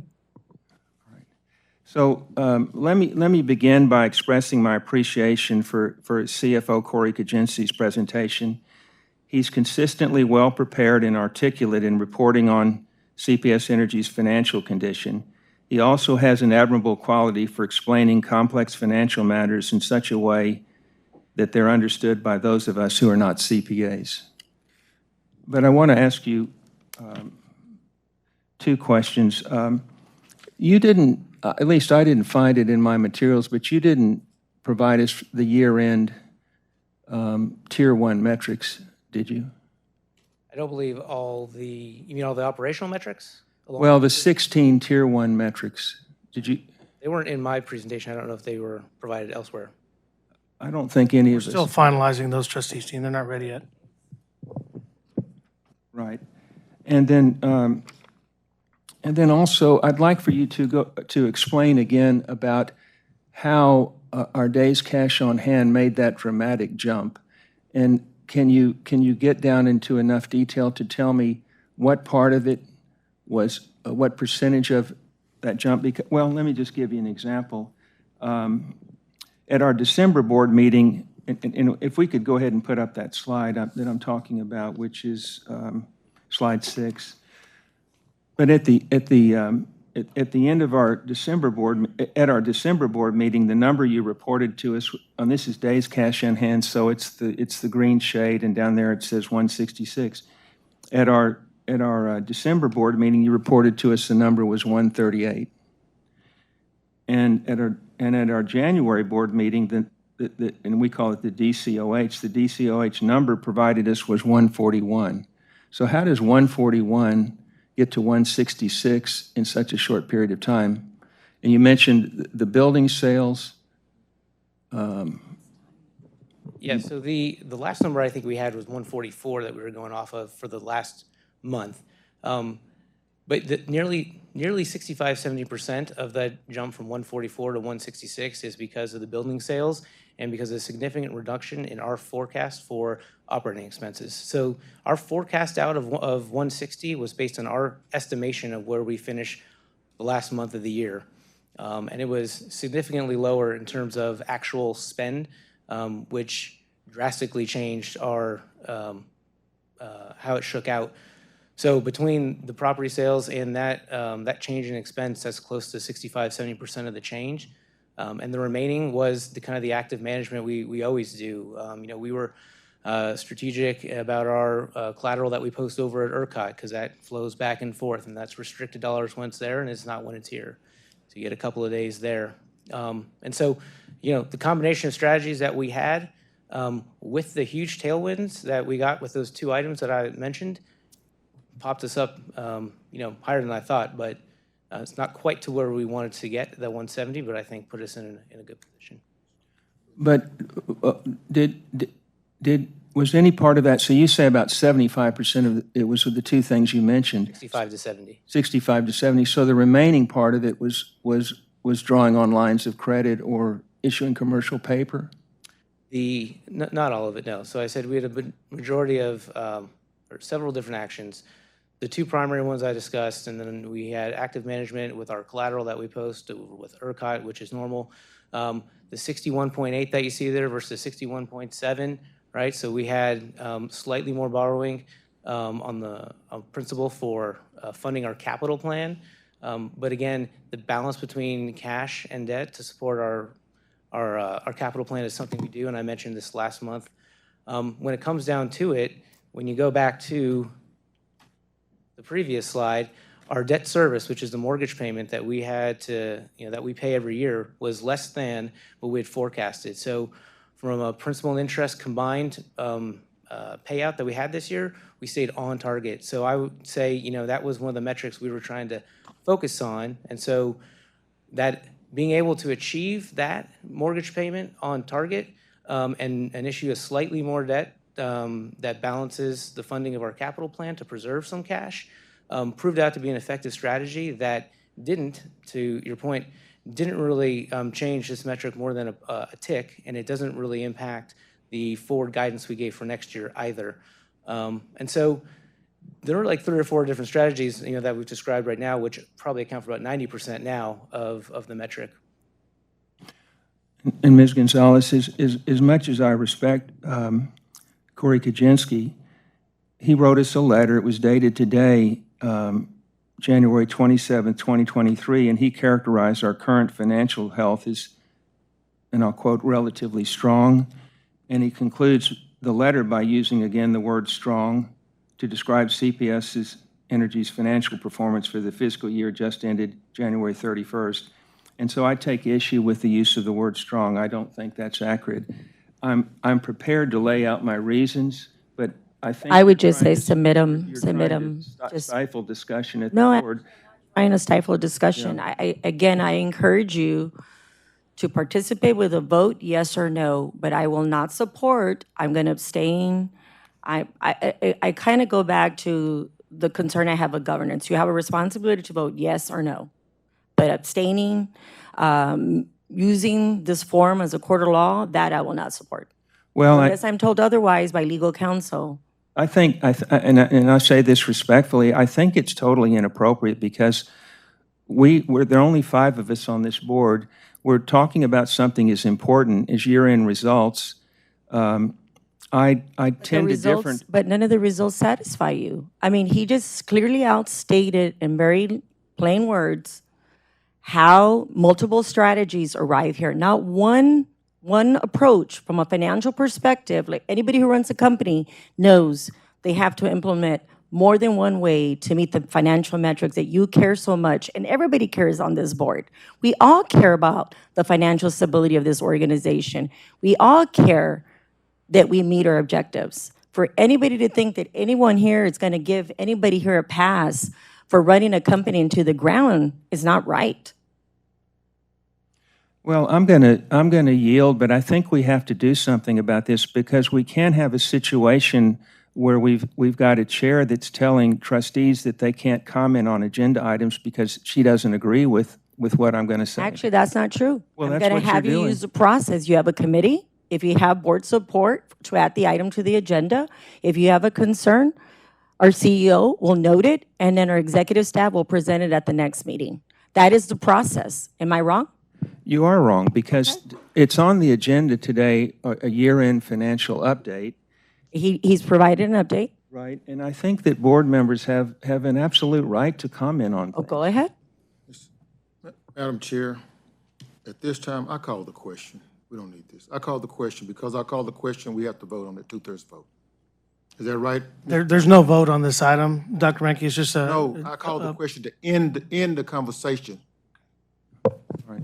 Thank you. Madam, you have to do the vote, Madam Chair. Madam Attorney, Chair, I ask for the vote. Vote on the end of the conversation. If you have, yeah, no, go ahead. Yeah, go ahead. You can't do that until we call the question. You can vote against it. No, it's not about that. Okay, I was just going to suggest, it says on our agenda, yes. if the board meeting has not adjourned by 4:35 PM, the presiding officer may entertain a motion to continue the meeting, postpone the remaining items to the next board meeting date, or recess and reconvene the meeting at a specified date and time. Because we have an event, and before that, we have another meeting of our other board. I know we did not get to the CEO's report, but I would like to We got a copy of it. suggest, we do have a copy of it. We did not get to action items, but I believe that might be a cleaner way for us to end this item. I'm going to, I don't know how you want to handle this, but. Shannon, you want to go ahead and.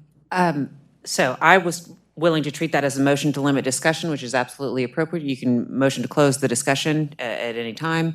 I do think we have a team here that is waiting to be recognized, so it's. No, we want to recognize the team. So I'd strongly encourage So you I to do just that. want to know legally where we're at right now. Yes, we can table this discussion for Another day. For future, yes, and I believe that the chair has the discretion to close comments. You clearly stated at the beginning of the comments if there was anything new or different. So I think that the topic itself has been robustly discussed over the past few months, so I'm not Actually, the past 2 years. I'm not concerned with closing the discussion. I think that Chair Steen raises an important point that trustees should be allowed to discuss new topics. I think that's been done. In the spirit of Colleagues, Mr. Steen can speak. Madam Chair, I call the question. Okay, then we'll do A roll call. If No, there's support- if there's support there. I'm gonna back off, but I think anybody observing this meeting, I'm sorry, Ms. Gonzalez, but you're telling one of the trustees that he can't comment on an agenda item, and it's really pretty unheard of. But I'll yield. We don't have to Actually, I'm have not a saying vote. that. What I'm saying, if you're not adding anything new to the conversation, you're well noted. Okay, so I'll note the withdrawal of the request to make comments, and so I believe that we can allow for the withdrawal of the motion to conclude discussion. Trustee Mackey, that was your motion? Okay. I will make this quick. Team members, come on in. We're going to take a picture. I don't see Vince. Or maybe he's, okay, very good. So these are the unsung heroes. System operations team had 100% participation in the restoration efforts with our operators working on their day off and extended hours to provide 24-hour coverage. They kept safety in the forefront while coordinating restoration efforts with CPS Energy field crews, contractor resources, vegetation management resources, and neighboring utilities. Teams across the organization work together, communicating information to customers on longer duration outages. Customer outreach managed 7,000 calls, 1.1 million text messages, and this team is the team behind, it's the Oz behind the curtain who directs a symphony of restoration efforts, that get our customers back on. 45,000 customers were off this last event, and we got everybody back on within 24 to 36 hours, which was fantastic. And then we turned around and helped our neighbor to the north. So to my SOs and Anthony Mecki and all of our leadership team, Richard Medina, congratulations. We love you guys and ladies, and we just really appreciate the work that you do. Again, because it's secure, nobody can get in to see you. So we have to coax you out to come to a board meeting to come see us. So congratulations and job well done. And please, please, please keep up the fantastic work.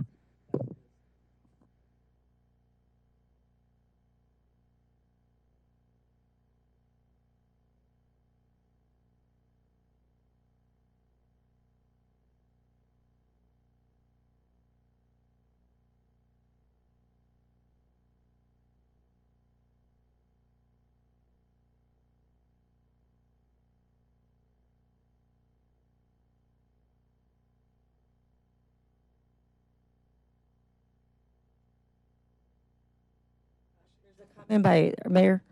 No, I just want to say, you all are the gold standard with regard to utility service. I dare say in the country. I get an opportunity to compare notes with a lot of colleagues around the country, and when we talk about what makes the city of San Antonio unique, it's things like this, the hard work that goes uncelebrated. So I just want to say on behalf of our entire city, thank you for giving us bragging rights throughout the country. Congratulations.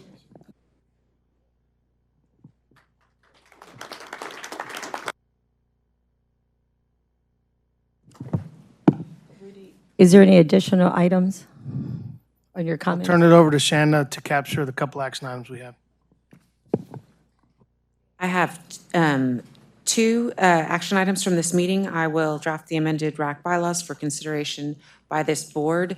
And I have a request to collect a breakdown of all the costs incurred by CPS Energy to collect on the past due account balances. Can you repeat that again? I have a request for a breakdown of all of the costs incurred by CPS Energy to collect on all of the past due account balances. Yeah, that is correct. I think that was Mr. Steen. And then if you can add to the review action, Robert rules, just to ensure that I'm, again, acting within my chairman's rights, or, that I, again, just review them. Thank you. Yes, ma'am. Were there, from the trustee, I'm asking the group of trustees, were there any other action items that you requested that I didn't capture today? No. Okay. On that note,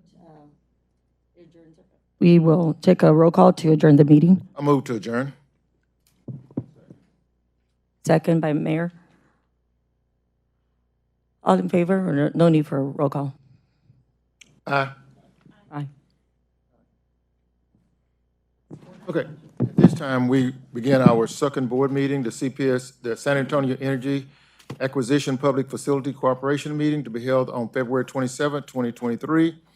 Number one, I'm calling this meeting to order and calling the meeting to order. Number two, can we get a quorum?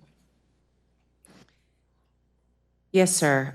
We have the President, Dr. Mackey. We have Vice President Janie Gonzalez. We have Rudy Garza. We have the Mayor. We have Vice Chair Francine Romero. We have Trustee Steen, and we have Corey Kuczynski. All members are present. We have a quorum. Okay, item number two, public comments. Do we have any public comments?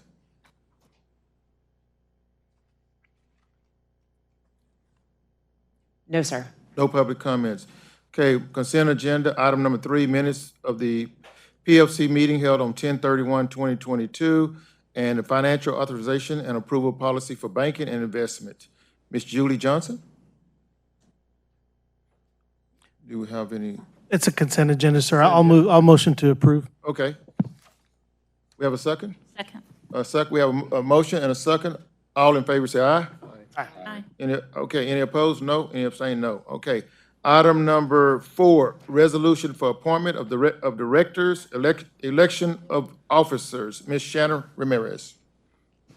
Yes, sir. I'm now going to read the resolution for the election of officers, whereas Article 7 of the corporation's Articles of Incorporation stipulate that no person shall be appointed as a director of the corporation unless that person is also appointed as a member of the Board of Trustees of CPS Energy or serves as the president and CEO or the chief financial officer of CPS Energy, provided that a director whose term on the Board of Trustees of CPS Energy or whose employment at CPS Energy includes before the expiration of the term as a director of the corporation shall also conclude their term as a director of the corporation. And whereas on December 1st, 2022, the San Antonio City Council reappointed the members of CPS Energy Board of Trustees along with the President and Chief Executive Officer and the Chief Financial Officer of CPS Energy to the SA Energy Acquisition Public Facility Corporation Board of Trustees for terms to commence on February 1st, 2023 and expiring on January 31st, 2025. And whereas on February 28th, 2022, the Board of Directors elected a slate of officers to serve the corporation for terms that expire on January 31st, 2023. And whereas the corporation's bylaws call for the election of a president, a vice president, a secretary, and an executive director, and authorize the Board of Directors to establish and fill other offices that it determines to be necessary. And therefore, be it resolved that the following persons shall serve as officers of the corporation in positions identified below for a term ending January 31st, 2024, provided that an officer whose term on the Board of Trustees of CPS Energy concludes before the expiration of the term as an officer of the corporation shall also conclude his or her term as an officer of the corporation. President will be Janie Gonzalez. Vice President will be Dr. Francine Romero. Assistant Vice President will be Rudy Garza. Secretary will be Shannon Ramirez. Assistant Secretary will be Julie Johnson. Treasurer will be David Ramirez. And Executive Director will be Kevin Paulo. There are notes below that I will include in the minutes, but not include in the reading right now. Now, do I have a motion to approve the resolution for appointment of directors and election of officers? So moved. Moved by Mr. Garza. Do I have how about a second? A second by Ms. Kuczynski. Okay, does the board have any other further questions before we vote? No further questions. All in favor say aye. Aye. Aye. Any opposed? Motion carries. At this time, I'd like to turn the meeting over to new PLC Chair, President Chair Gonzalez. This concludes our meeting. Meeting adjourned, correct? We have a closeout next. Okay. We have a I don't believe we have any. closeout items? We have Okay, I'm sorry. Any closeout items? Officially? we have adjourned. Okay, adjournment then. Motion for adjournment? I make a motion to adjourn. Second.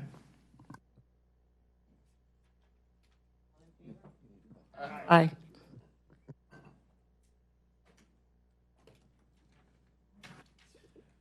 Motion adjourned. Thanked everyone.